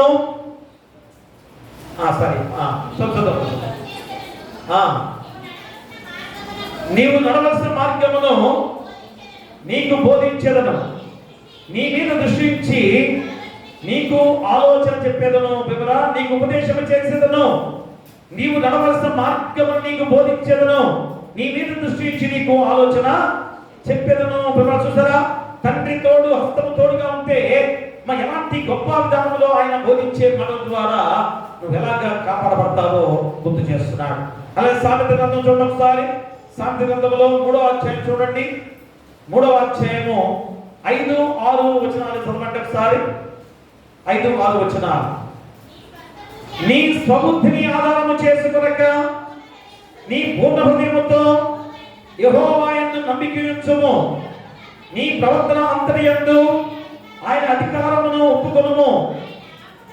అప్పుడు ఆయన నీ త్రోవలను సరళము చేయను. ప్రియరా చూడండి, నీ స్వబుద్ధిని ఆధారం చేసుకోవద్దు. అయ్యో నేను బలవంతుణ్ణి, జ్ఞానవంతుణ్ణి, తెలివంతుణ్ణి, ఐశ్వర్యవంతుని కనుక నేను ఎంత అడవిలో పోయినా కానీ నాకేమి కాదు అనుకుంటే మా సింహం ఊరుకుంటుందా? అబ్బో అధికారి కాబట్టి సింహం ఏం చేయకుండా ఉంటుందా? బలవంతుడు కనుక నేను ఏం చేయకూడదు అనుకుంటుందా? ప్రియా దేవుడు కదా, ఒక్కసారి ఆలోచించేయండి. అందుకని ఈ యొక్క సామెత గ్రంథంలో 3వ అధ్యాయంలో 5, 6 వచనాలు నీ స్వబుద్ధిని ఆధారము చేసుకొనక నీ పూర్ణ హృదయంతో యెహోవా యందు నమ్మిక ఉంచుము. నీ ప్రవర్తన అంతర్యందు ఆయన అధికారమునకును ఒప్పుకొనుము. అప్పుడు ఆయన నీ త్రోవలను సరళము చేయును. ఖచ్చితంగా ఆ దేవాది దేవుడి ఆ మార్గాన్ని చూపేవాడిగా మనకి ఉపవాసము దేవుని మార్గాన్ని చూపిస్తుంది. ఇక 3వది ఉపవాసము దేవుని రక్షణను అనుభవింపచేస్తుంది. 3వది ఏంటి? దేవుని రక్షణను అనుభవింపచేస్తుంది. చూడండి 23వ వచనం ఇలాగ యెషయా గ్రంథము 28వ అధ్యాయం 23వ వచనం ఒకసారి. మేము ఉపవాసం ఉండి ఆ సంగతిని బట్టి మా దేవుని వేడుకొనగా ఆయన మా మనవిని అంగీకరించను. 22వ వచనంలో ఏ విధంగా దేవుడిపై ఆధారపడి ముందుకు సాగాడు రాజుతో చెప్తున్నాడు. అయ్యా మాకు అవసరం లేదు, మా దేవుడు తోడుగా ఉన్నాడు, మా దేవుని హస్తం మాకు తోడుగా ఉంది కనుక రాజు అయ్యా ఏం పర్లేదు, సైన్యం అక్కర్లేదు, నా దేవుడి నాకు తోడుగా ఉన్నాడని ఏ విధంగా మనం చేసిన విధానంలో వెంటనే దేవుడికి వేడుకొనగా ఆయన మా మనవని అంగీకరించను. వినరా? అంటే దేవుని రక్షణ అనుభవం ఎలాగా పొందుకున్నాడో దీని ద్వారా ఉపవాసం ద్వారానే. వినరా? ఈరోజు ఉపవాసం చేసిన ఆ ఉపవాసమే ఈరోజు అతన్ని ఎలాగా రక్షించింది, దేవుడు ఎలాగా తోడుగా ఉండి నడిపించాడు అంటే అక్కడ ఆహావా నది దగ్గర ఉపవాసం ప్రకటించింది. దేవుని తోడు కొరకు ఉపవాసం ప్రార్థించగా మా దేవుడు ఎంత తోడుగా ఉండి రక్షించాడో. అంటే రాజు సైన్యాన్ని అడగలేదు, మా దేవుడిపై ఆధారపడ్డ గొప్ప విధానం ద్వారా దేవుడు వారిని కాపాడగలట. అలాగే ఎస్తేరు గ్రంథంలో కూడా పోయిన ఉపవాస గుడికి ధ్యానంలో ఎస్తేరు గురించి చెప్పుకున్నాం కదా. మా ఎస్తేరు 4వ అధ్యాయంలో కూడా ఏం చేశారు, అక్కడ 3 రోజులు ఉపవాసము అందరూ కూడా చేశారు. యూదులందరూ కూడా చేశారు. ఎందుకని? యూదులందరూ కూడా సంహరించమని రాజు చేత ఆజ్ఞ జారీ చేయించాడు హామాన్ కదా. మా మంత్రి ఏం చేశాడు, రాజు దగ్గర ఆజ్ఞను పొందింపు చేసుకున్నాడు. ఆ యూదులందరూ కూడా చంపాలి, ఎందుకని మొత్తకై నాకు వంగి నమస్కారం పెట్టలేదు కాబట్టి మొత్తకై ఒక్కనే కాదు యూదులందరూ కూడా హతమార్చాలి అనుకున్నాడు. అప్పుడే మా ఎస్తేరు గొప్ప ప్రకటన, 3 రోజులు ఉపవాసం ఉండండి అందరూ కూడా. ఆ ఉపవాస ప్రార్థన ద్వారా ఏం జరిగింది, యూదులందరూ కూడా రక్షించబడిన సందర్భాన్ని కూడా తెలియజేస్తున్నాడు. అలాగే నిన్నే ప్రజలు మా యోనా గ్రంథంలో 3వ అధ్యాయంలో ఏమో జరిగింది, ఉపవాసం ఉండగా మా ఉపవాస దినం ప్రకటించుకున్నారు. రాజు సైతం కూడా సింహాసనం కింద దిగి మా తన యొక్క రాజవస్త్రాన్ని తీసివేసి గోనెపట్ట కట్టుకొని బూడిద పూసుకొని ఉపవాసంలో పాల్గొన్నాడు. ఏమైంది అమ్మ, ఏ మాత్రం కూడా దేవుని ఉగ్రత తీర్పు రాకుండా రక్షించబడ్డ నినివే ప్రజలు. అంటే ఉపవాసంలో శక్తి ఏంటో గమనించారా? ఆయన ఒక గ్రామంలో భయంకరమైన వరద వచ్చింది. ఈరోజు కూడా కదా వరదలు చూస్తున్నాం మనం. మొన్న ఎప్పుడు 3000 సిలిండర్లు వచ్చాయట. మరి నిజమో ఉంటుంది తెలియదు. అసలే సిలిండర్లు లేవనుకుంటుంటే జనాలు మా రేట్ ఎక్కువగా ఉందని చెప్పుకుంటుంటే నిన్న 3000 సిలిండర్లు ఆ వరదల్లో కొట్టుకొచ్చాయి. మరి నిజమో ఉంటుందో మాకు తెలియదు. మరి సరిగ్గా యూట్యూబ్లో ఎక్కడ చూపించాడు 3000 సిలిండర్లు అంటారు. నిజమా? కరెక్ట్. వార్తల్లో కూడా వచ్చిందంటే కరెక్ట్. అది అమ్మ చూడండి, అలాగా అమ్మ వరదల్లో చిన్న వరద వస్తేనే అంత భయంకరం. కానీ ఇక్కడ ఈ ఒక గ్రామంలో భయంకరమైన వరద వచ్చింది. భయంకరమైన వరద. ఆ వరదల్లో మా ప్రజలందరూ కూడా ఏదైతే ఇక్కడ ప్రభుత్వం వారు ప్రకటిస్తుంటారు, ఆ ప్రజలందరూ కూడా విడిచి ఎత్తే ప్రదేశాలకు వెళ్ళండి అంటారు. మాకు అప్పుడు ప్రభుత్వం కూడా సరిలేక ఎవరు కూడా ఏమి తెలియక జనులందరూ కూడా చెప్తున్నారు, అయ్యో ఇక ఈ వరదలో మనందరూ కూడా చనిపోతాం అనుకుని పడిపోయిన అందరూ కూడా వెళ్ళిపోయారు. కానీ ఒక కుటుంబం పాపం ఏం చేసింది, వారు ఆ పరుగులో వెళ్ళక వస్తున్నగా వారికి ఏమీ దొరకలేదు. మరి ఏం జరిగింది, అక్కడ ఒక దేవాలయం కనబడింది. ఒక దేవాలయం, మన దేవాలయం వంటి దేవాలయము కనిపించింది. వారు దిక్కు దొరకక పరుగు దేవాలయంలోకి వచ్చారు. మా దేవాలయం కూడా కిందనే ఉంది, అదే ఎత్తే ప్రదేశం లేదు. కానీ ఇప్పుడు ఏం జరిగింది, ఆ వరదంతా కూడా వచ్చేస్తుంది, కొద్దిగా నీరు చేరుతుంది. ఎలాగ ఏం చేయాలి అంటే దేవాలయం వెళ్తే సరిపోతుందిలే, దేవుడు రక్షిస్తానులే అనుకునే వారికి చాలా మంది ఉంటారు కదా. నాకు జ్వరం వస్తే నేను ట్యాబ్లెట్ వేసుకోను, లేదా నాకు జబ్బు వస్తే నేను ట్యాబ్లెట్ వేసుకోను, దేవుడే నాకు తగ్గిస్తాననుకునే దానంలో చాలా మంది ఉంటారు. మా వైద్యులను దేవుడే ఏర్పాటు చేశాడు. ఈ లోకంలో మనం బలహీనలో కనుక వైద్యులను దేవుడు ఏర్పాటు చేశాడు. ఆ వైద్యం కూడా ఈ భూమిపై పట్టే ఆ ప్రతి వృక్షం నుంచే వచ్చే వైద్యం అదంతా కూడా. ఇప్పుడంటే కొద్దిగా వేరే పెడుతున్నారు, కానీ ఒకప్పుడు చక్కగా మొక్కల నుంచి వచ్చే వాటి నుంచే. ఇప్పుడు కూడా అదే చాలా మంది ఆయుర్వేదిక్ కానీ హోమియోపతి కానీ ఇవన్నీ కూడా మొక్కల నుంచి తీసి చక్కగా పనిచేస్తాయి. కానీ అంత ఓపిక మంగలేదు. తలనొప్పి వస్తే ఏం చేయాలి, ఇప్పుడే తగ్గాలి, అప్పుడే తగ్గాలి కదా. ఒక్క నిమిషంలో తగ్గిపోవాలి. ఎలా తగ్గింది? ఆ ఆయుర్వేదిక్ కానీ హోమియోపతికి ఏం చేస్తారు, వారు అసలైన మోహం ఎక్కడుందో కనుక్కొని దాన్ని తగ్గిస్తారు. అంత ఓపిక మనకి ఉండదు కదా. అదే ఇప్పుడు ఆపరేషన్లు కూడా స్త్రీలు అమ్మా నిప్పులు భరించలేక ఆపరేషన్ చేయండి అంటారు. ఆ డాక్టర్స్ కూడా సిద్ధపడతారు. 2,000 డబ్బులు వస్తాయి వాళ్ళకి. ఆపరేషన్ చేస్తే 20,000 30,000 వస్తాయి. దాని ద్వారా ఒకప్పుడైతే ఎన్ని రోజులైనా నిప్పులు భరించి చక్కటి బిడ్డలు, బలవంతమైన బిడ్డలుగా పుట్టేవారు. ఈ లోక పరిస్థితి ఎలా ఉందో గుర్తు చేస్తున్నప్పుడు ఈరోజు వారు కూడా ఏం చేశారు, దేవాలయం వచ్చేసారు. మరి ఇక్కడ దిక్కు తోచలేదు, కానీ మా నీరు కొద్దిగా లోపలికి వచ్చేస్తుంది. ఏం చేయాలి? మా అందరూ కూడా నీటిలోనే మోకరిల్లి కన్నీటితో ప్రార్థన చేస్తున్న కుటుంబం అంతా కూడా. చిన్నపిల్లలు ఉన్నారు, చిన్నపిల్లలు ఎత్తుకున్నారు. ఇక నీళ్ళు కొద్ది కొద్దిగా పైకి వస్తుంది. మా చివరికి గుర్తుదాకా వచ్చేసింది. ఏం చేయాలి? అయ్యో మేము చనిపోతాం అనుకున్నారు. కానీ అదే సమయంలో మా పడవ ద్వారా కొంతమంది మా ఏ రీతిగా పడవతులు వచ్చేసారు. అయ్యో దేవాలయంలో వీరిని కనపడాలని ఖచ్చితంగా దేవాలయం లోపలికి వచ్చి వారిని ఎక్కించుకొని తీసుకుని పోయిన నిజమైన సంఘటన జరిగిన సందర్భాన్ని ఈరోజు మనం తెలియజేస్తున్నాం. చూడండి ఎంత దీవెనకరం అంటే దేవుని ఆలయంలో దేవుడు ఎలాగా తోడుగా ఉంటాడో. మా ఎలాంటి భయము వచ్చినా కానీ ఏ విధమైన ఇప్పుడు రక్షించింది ఎవరు? తోటి మానవుడే.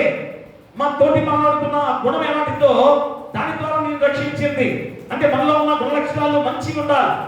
తోటి వాడిని నేను కాపాడాలనే మనస్తత్వం మనలో ఉంటే మా దేవుడు నీకు కూడా సహాయం చేస్తారు కదా. అదే ఈరోజు మా అలాంటి ఆపదలో ఉన్న వారు రక్షించడానికి వారు ప్రాణాన్ని త్యాగం చేసి వచ్చి రక్షించిన విధానం దేవునికి సమ్మతమైంది. కాబట్టి అలాంటి వారిని మా దేవుని గ్రంథంలో పేరు లిఖిస్తాడు. అదే జరిగింది ఈరోజు. ఆ గొప్ప విధానం ద్వారా ఎంత గొప్పగా స్పందించిన దేవాది దేవుడి రోజు ఏ విధంగా కాపాడిన సందర్భాన్ని కూడా మనకు తెలియజేస్తున్నారు. కాబట్టి ఈరోజు నిర్వే ప్రజలు కానీ యూదులు కానీ ఎలా రక్షించబడ్డారు? మా ఉపవాసం ద్వారా ఆ రక్షణ భాగ్యాన్ని అనుభవాన్ని పొందుకున్న విధానం. కాబట్టి కీర్తన గ్రంథం 91వ అధ్యాయంలో మొదటి మాటగా తర్వాత దగ్గర చదువుకోండి. 91వ అధ్యాయంలో కీర్తన గ్రంథము చెప్పిన మాట చూడండి. అక్కడ మహోన్నతాన్ని నివసించువాడే, సర్వశక్తి నీడ విశ్రమించువాడు, ఆయనే నాకు ఆశ్రయము, నా కోట, నేను నమ్ముకున్న నా దేవుడని పేరు యెహోవాను గురించి చెప్పుచున్నాను. తర్వాత అంతా కూడా మీరు చదువుకుంటే ఎలాంటి రక్షణ దేవుడిచ్చేవాడిగా ఉన్నాడో ఆ అనుభవాన్ని దావీదు ఈరోజు ఆ భక్తుల ద్వారా రాసిన సంకీర్తనలో గుర్తు చేసిన గొప్ప విధానం. ఇంకా యెషయా గ్రంథం చూడండి ఒకసారి. యెషయా గ్రంథము 41వ అధ్యాయము 10వ వచనం చదవండి. 10వ వచనం. భూదిగంతముల నుండి నేను పట్టుకొని దాని కొమ్మల నుండి పిలుచుకున్న వాడా, నీవు నా దాసుడవనియు నేను నిన్ను ఉపేక్షింపక ఏర్పరచుకొంటిననియు నేను నీతో చెప్పి ఉన్నాను. నీకు తోడై ఉన్నాను, భయపడకము, నేను నీ దేవుడనై ఉన్నాను, దిగులు పడకము, నేను నిన్ను బలపరుతును, నీకు సహాయం చేయవాడును నేనే, నీతి అన్న దక్షిణ హస్తము నిన్ను ఆదుకుందును. ఎంత గొప్ప మాట. భూదిగంతములను నేను పట్టుకొని దాని కొమ్మల నిప్పులు పిలుచుకున్న వాడా, నీవు నా దాసుడవనియు నేను నిన్ను ఉపేక్షింపక ఏర్పరచుకుంటున్నానియు నేను నీతో చెప్పి ఉన్నాను, నీకు తోడై ఉన్నాను. దేవుడే నిన్ను నన్ను పిలుచుకున్న దేవుడు కాబట్టి రక్షించరా.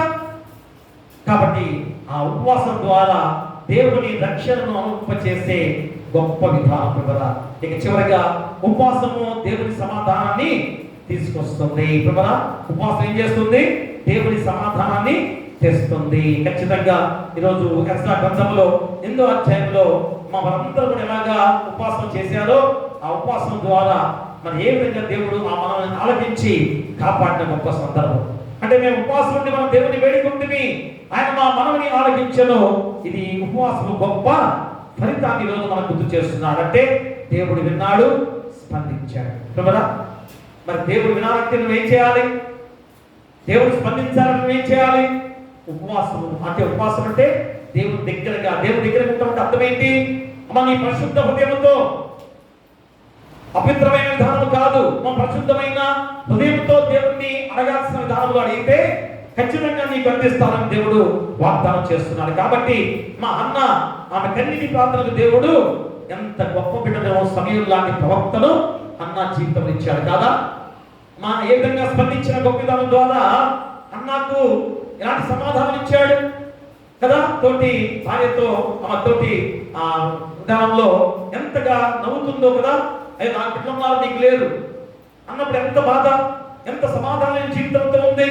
అలాంటి విధానంలో అన్నకు దేవుడు పండట్టి సమయం లాంటి ప్రవక్తను దేవుడు అనుగ్రహింపజేసినప్పుడు ఆమె జీవితం ఎంత సమాధానం కలిగిందో ప్రియుగా. ఈరోజు కొన్నేళ్ళు లాంటి వాడి విషయంలో కూడా మా ప్రార్థనలో దేవుడు సన్నిధికి చేరాయి. మా ప్రార్థన దేవుడు సన్నిధి చేసిన ప్రేమైంది పేరుని పంపించాడు కొన్నేళ్ళ దగ్గరికి కదా. ఎంత దీవెనకరంటే అక్కడ కొన్నేళ్ళు ఎంత గొప్ప దాన ధర్మాలు చేసేవాడు, ప్రజలకు ఎంత గొప్పగా సేవ చేసేవాడు. అలాంటి కొన్నేళ్ళు ఎంత గొప్పగా ప్రార్థన చేసినప్పుడు పేతురు సరాసరి దగ్గరకు వచ్చినప్పుడు పేతురు ద్వారా ఎంత గొప్ప స్వార్థ పడించే సందర్భంలో ఆ యొక్క అపోస్తల కార్యాల్లో మనం గుర్తు చేస్తున్న వాక్యం.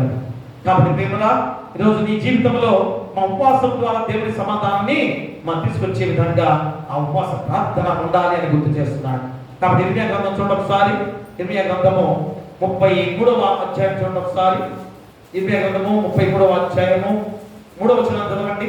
3వ వచనం, నాకు మొరపెట్టుము, నేను నీకు ఉత్తరం ఇచ్చేదను, నీవు గ్రహింపలేని గొప్ప సంగతులను గూఢమైన సంగతులను నీకు తెలియచేతును. ప్రియరా చూడండి ఏమంటున్నాడు ఇక్కడ, ఖచ్చితంగా నాకు మొరపెట్టుము, నేను నీకు ఉత్తరం ఇచ్చేదను, నీవు గ్రహింపలేని గొప్ప సంగతులను గూఢమైన సంగతులను నీకు తెలియచేతును అన్న మత్తురాలి ప్రార్థించింది.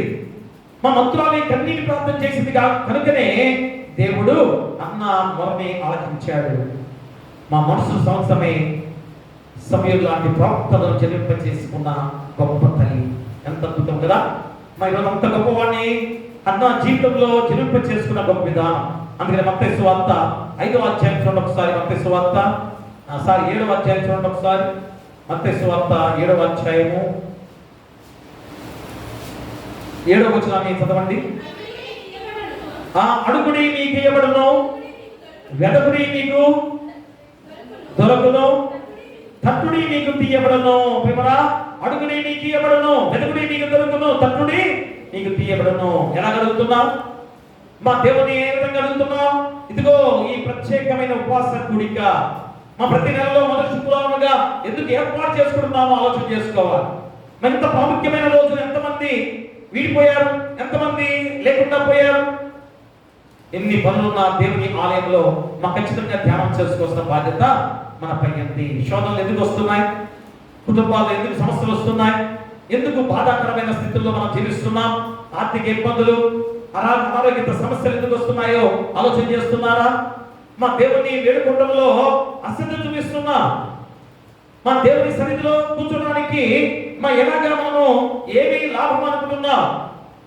కాబట్టి ఈరోజు అలాంటి విధానాలు విడిచిపెట్టి ఖచ్చితంగా దేవుని శక్తిని పొందుకునే అనుభవించే జీవితంగా ఉన్నట్లయితే నీకు ఎంత గొప్ప భాగ్యం లభిస్తుందో గుర్తు చేస్తున్నాడు. అది ఎలాగనగా ఉపవాసం ద్వారా దేవుని శక్తిని అనుభవించే జీవితాన్ని దేవుడికి ఇచ్చబోయే గొప్ప విధానం. కాబట్టి ఆచరణలో పెట్టాల్సిన విషయాలు ఏమిటనగా ఉపవాసం కేవలం ఆహారము మానటమే కాదు. మళ్ళా గుర్తు చేసుకోండి, ఆహారం మానటం మంచిది కావట్లేదు, కానీ అదే ప్రాముఖ్యత అనుకుంటా. నేను 3 గంటల వరకు కూడా భోజనం మానేశాను, ఉపవాసం చేసి అంటారు కదా.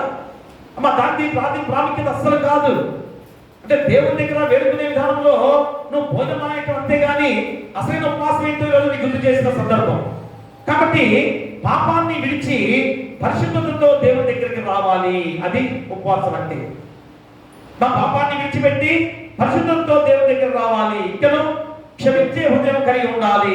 ఇంకా దేవుని వాక్యాన్ని ధ్యానించే వాడిగా ఉండాలి. ధ్యానించమంటే ఇక పాస్టర్ చెప్పింది విన్నాను, అయిపోయింది, బయటకు వెళ్ళాను, ఈ చెవి ద్వారా విన్నాను, ఈ చెవి ద్వారా విడిచిపెట్టాను. లేకపోతే దేవుని ధ్యానాన్ని, వాక్యాన్ని బాగా క్షుణ్ణంగా ధ్యానం చేస్తానని అనుకుంటారు కదా. అది కాదు విమలా. మరి వాక్యం ధ్యానం చేయడం ఏంటి? ఆ ధ్యానాన్ని మన హృదయంలో ఇమిలింప చేసుకోవాలి. అంటే లోపల విడిపోవాలి, కలిసిపోవాలి. దాని ప్రకారంగా ఆ క్రియలు చేసేవాడిగా ఉండాలి. ఇంకా చివరిగా దాంట్లో విశ్వాసంతో ప్రార్థించాలి. ఈ రోజు ఉపవాస ధ్యానంలో నువ్వు చేయాల్సిన ఆచరణ విధానం కదా. అప్పుడే ఎంత గొప్ప విధానం. ఈరోజు ఎజ్రా సైన్యాన్ని నమ్మలేదు, ధనాన్ని నమ్మలేదు, మనుషులను నమ్మలేదు. ఎవరు నమ్మాడు? దేవుని హస్తాన్ని తోడుగా ఉండాలని కోరుకున్నాడు. అందుకే దేవుడు వారిని సురక్షితంగా యెరూషలేముకి చేర్చారు. ఈరోజు మనం కూడా ఈ లోక ప్రయాణం అంతా కూడా బబులోను నుంచి మనంతా కూడా యెరూషలేము ప్రయాణం అంటే పరలోక రాజ్య ప్రయాణం. కాబట్టి ఎన్నో శోధనలు వస్తున్నాయి, ఎన్నో సమస్యలు వస్తాయి, ఎన్నో భయంకరమైన శ్రమలు సంభవిస్తుంటాయి. అవన్నీ కూడా చేయించుకుంటూ ముందుకు సాగాలంటే దేవుని హస్తము తోడుగా చేసుకుంటేనే ప్రయాణం చేస్తుంటాం. కాబట్టి ఖచ్చితంగా అలాగా వెళ్తే మనం కూడా పరలోక రాజ్యంలో నిత్య రాజ్యవాసులుగా ఉండబోతున్నాం. కాబట్టి ఈరోజు మా కుటుంబము, సేవ, ఉద్యోగము, ఆరోగ్యము, మా సంఘం కానీ, ఇద్దరు పిల్లల భవిష్యత్తు కోసం కానీ, అందరూ కూడా ఏం చేయాలి? ఉపవాసముతో దేవుని ముఖాన్ని వెతికితే మా ఇచ్చిన కాలంలో పనిచేసిన అదే దేవుడు మన జీవితాల్లో కూడా అదే శక్తితో మనం దీపింపచేసి ఆ శక్తివంతమైన జీవితం ద్వారా దేవుని రాజ్యానికి వారసుడిగా చేయబోతున్నాడు. ప్రియుడా, అలాంటి గొప్ప దేవుని విధానంలో 121వ అధ్యాయము 1-2 వచనాలు, 121వ అధ్యాయము 1-2 వచనాలు, 121 సంకీర్తనల ద్వారా కొండల దగ్గర నా కళ్ళెత్తుచున్నాను, నాకు సహాయము ఎక్కడి నుంచి వచ్చును? యెహోవా వలనే నాకు సహాయము కలుగును. ఆయన భూమి ఆకాశము సృజించిన వాడు. అదంతా కూడా చదివితే ఏమైంది అక్కడ? ఆయన ప్రాణమును పాదమును తెలియడు, నిన్ను కాపాడువాడు కొనుకుడు, ఇశ్రాయేలును కాపాడువాడు కొనుకుడు, నిద్రపోడు యెహోవాయే నిన్ను కాపాడు. నీ కుడి ప్రక్కన వేయబడినను, నీ కుడి ప్రక్కన యెహోవా నీకు నీడగా ఉండను. పగలెంతపై నీకు తగలదు, రాత్రి వేళపై నీకు తగలదు. ఏ అపాయం రాకుండా యెహోవా నిన్ను కాపాడును. ఆయన నీ ప్రాణమును కాపాడును.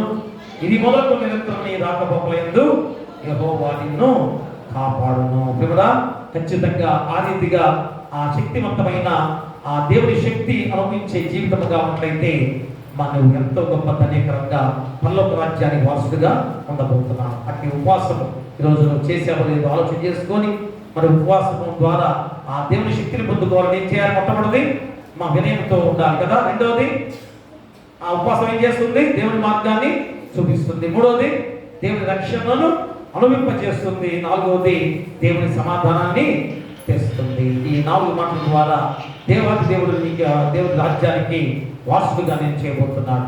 అట్టి కృప నీకు ఉండాలని కోరుతూ మీకును మీ కుటుంబాలకును సదాకాలం దేవుడు తోడైదును గాక. ఆమేన్. సమస్త జ్ఞానం ఇచ్చిన దేవుని సమాధానము యేసుక్రీస్తు వల్ల మీ హృదయములకును మీ తలంపులకును కావలయును గాక. ఆమేన్. ఆమేన్.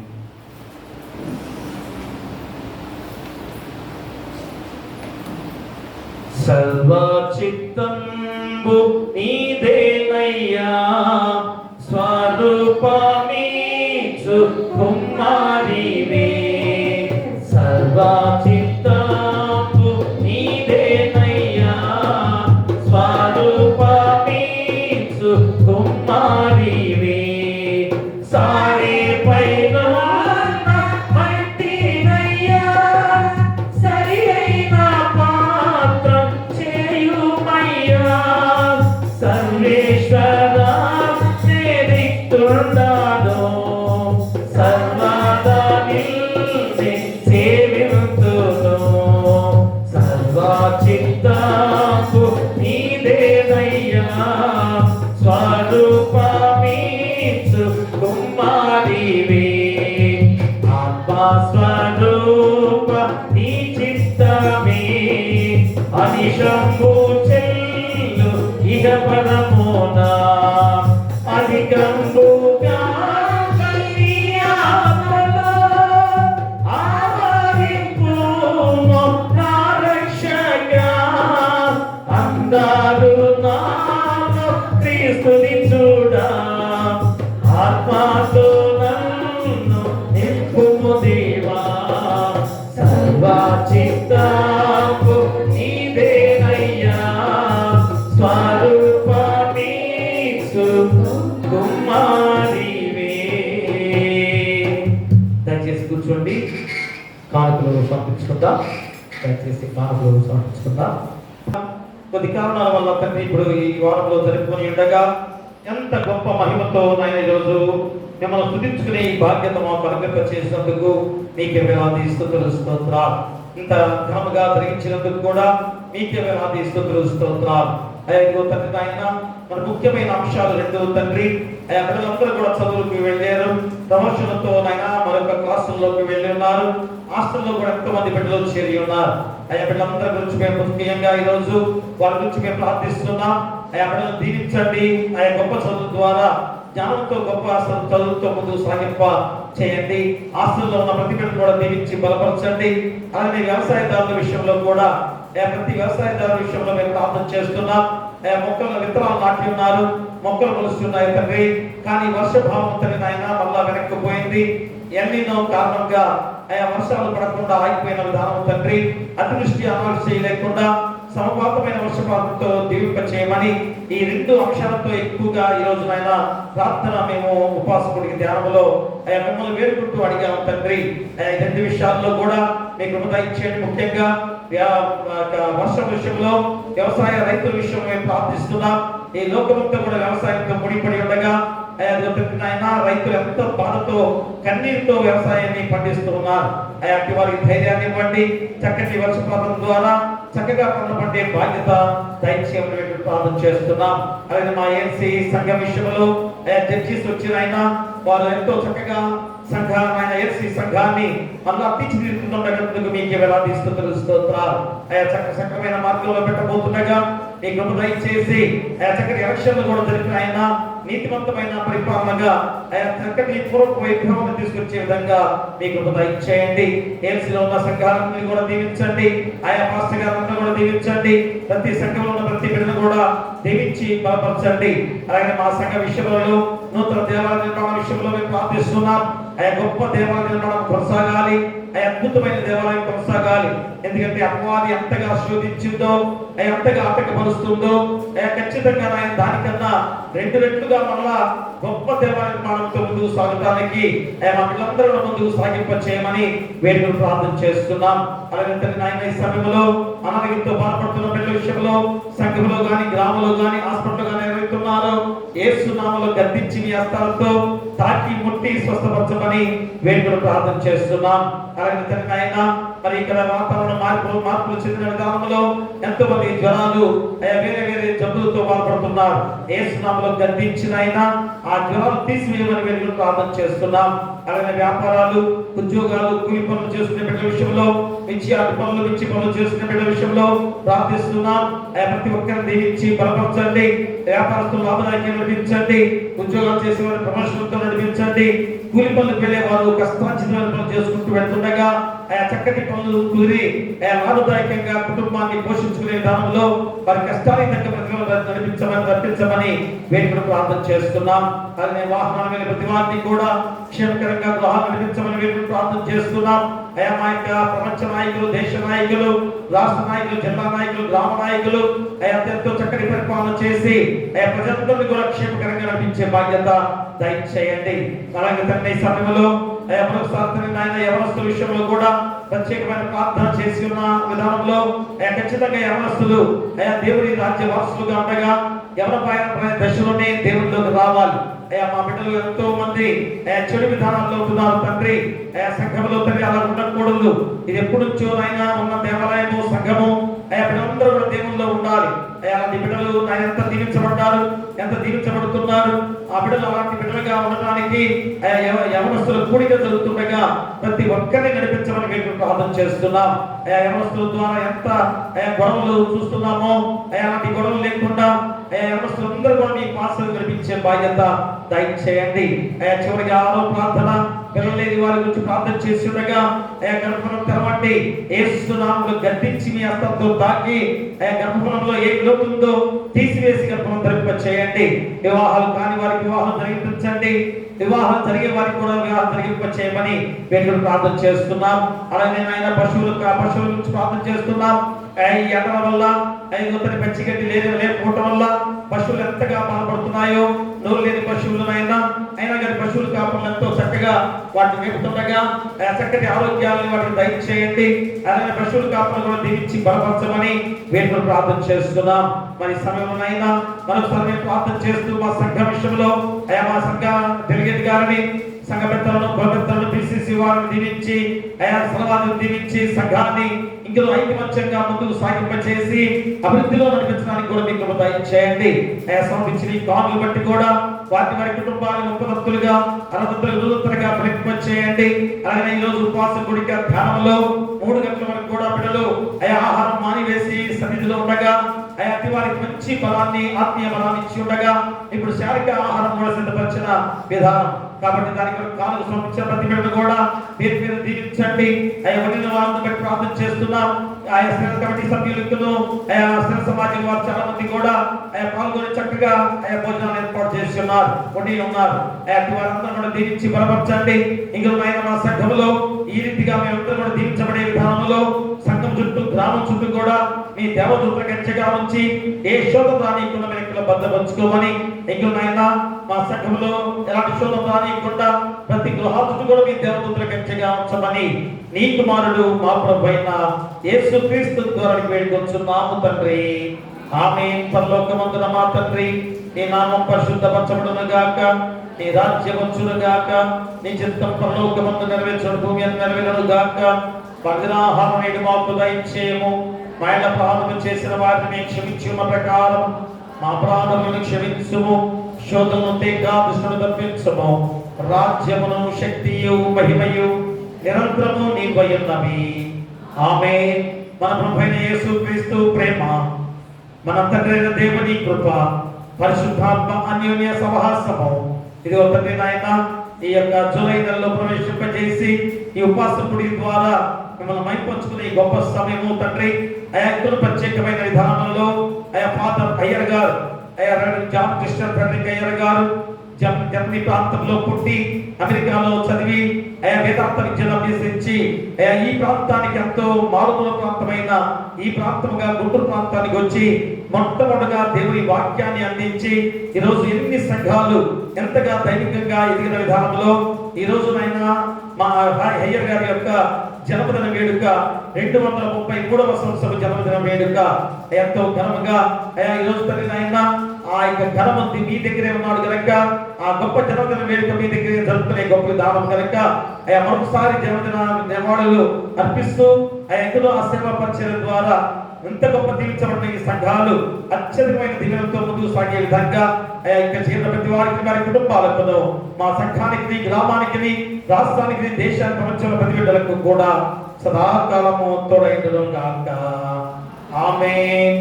హృదయమన్నెడు తలుపునొద్ద యేసునాథుడు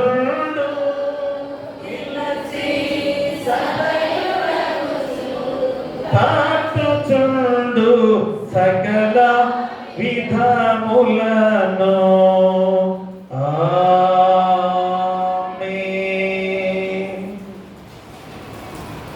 అందరికి ఉన్నాను. దయచేసి ఒక్క నిమిషం మరి ఈ యొక్క ప్రేమ విందు కొరకు కానుక సమర్పించిన బిడ్డలు ఉన్నారు. వారి గురించి వారి ప్రకటించుకొని వారి గురించి ప్రార్థన చేద్దాం. తనతోటి విద్యా సాగర్ అనుష కుమారుడు శ్యామ్ కుమార్ వారి కుటుంబం తరఫున 1500 రూపాయలు కానుక ఇచ్చున్నారు. వారి కుటుంబాన్ని దేవుడు దీవించును గాక. పోపూరి దినేష్ 500 రూపాయలు కానుక ఇచ్చున్నారు. వారి కుటుంబాన్ని దేవుడు దీవించును గాక. అన్నపూర్ణ వాటర్ ప్లాంట్ వారు 500 రూపాయల కానుక సమర్పించున్నారు. వారి కుటుంబాన్ని దేవుడు దీవించును గాక. మేడిద ప్రభుదాస్ గారు దేనమ్మ గారి కుటుంబం నుంచి 200 రూపాయల కానుక సమర్పించున్నారు. వారి కుటుంబాన్ని దీవించును గాక. అలాగే బోరుగడ్డ జాన్ బాబు గారు, కమలమ్మ గారు వారికి ఇచ్చిన బిడ్డలు వారి కుటుంబ తరఫున 200 రూపాయల కానుక సమర్పించున్నారు. వారి కుటుంబాన్ని దేవుడు దీవించును గాక.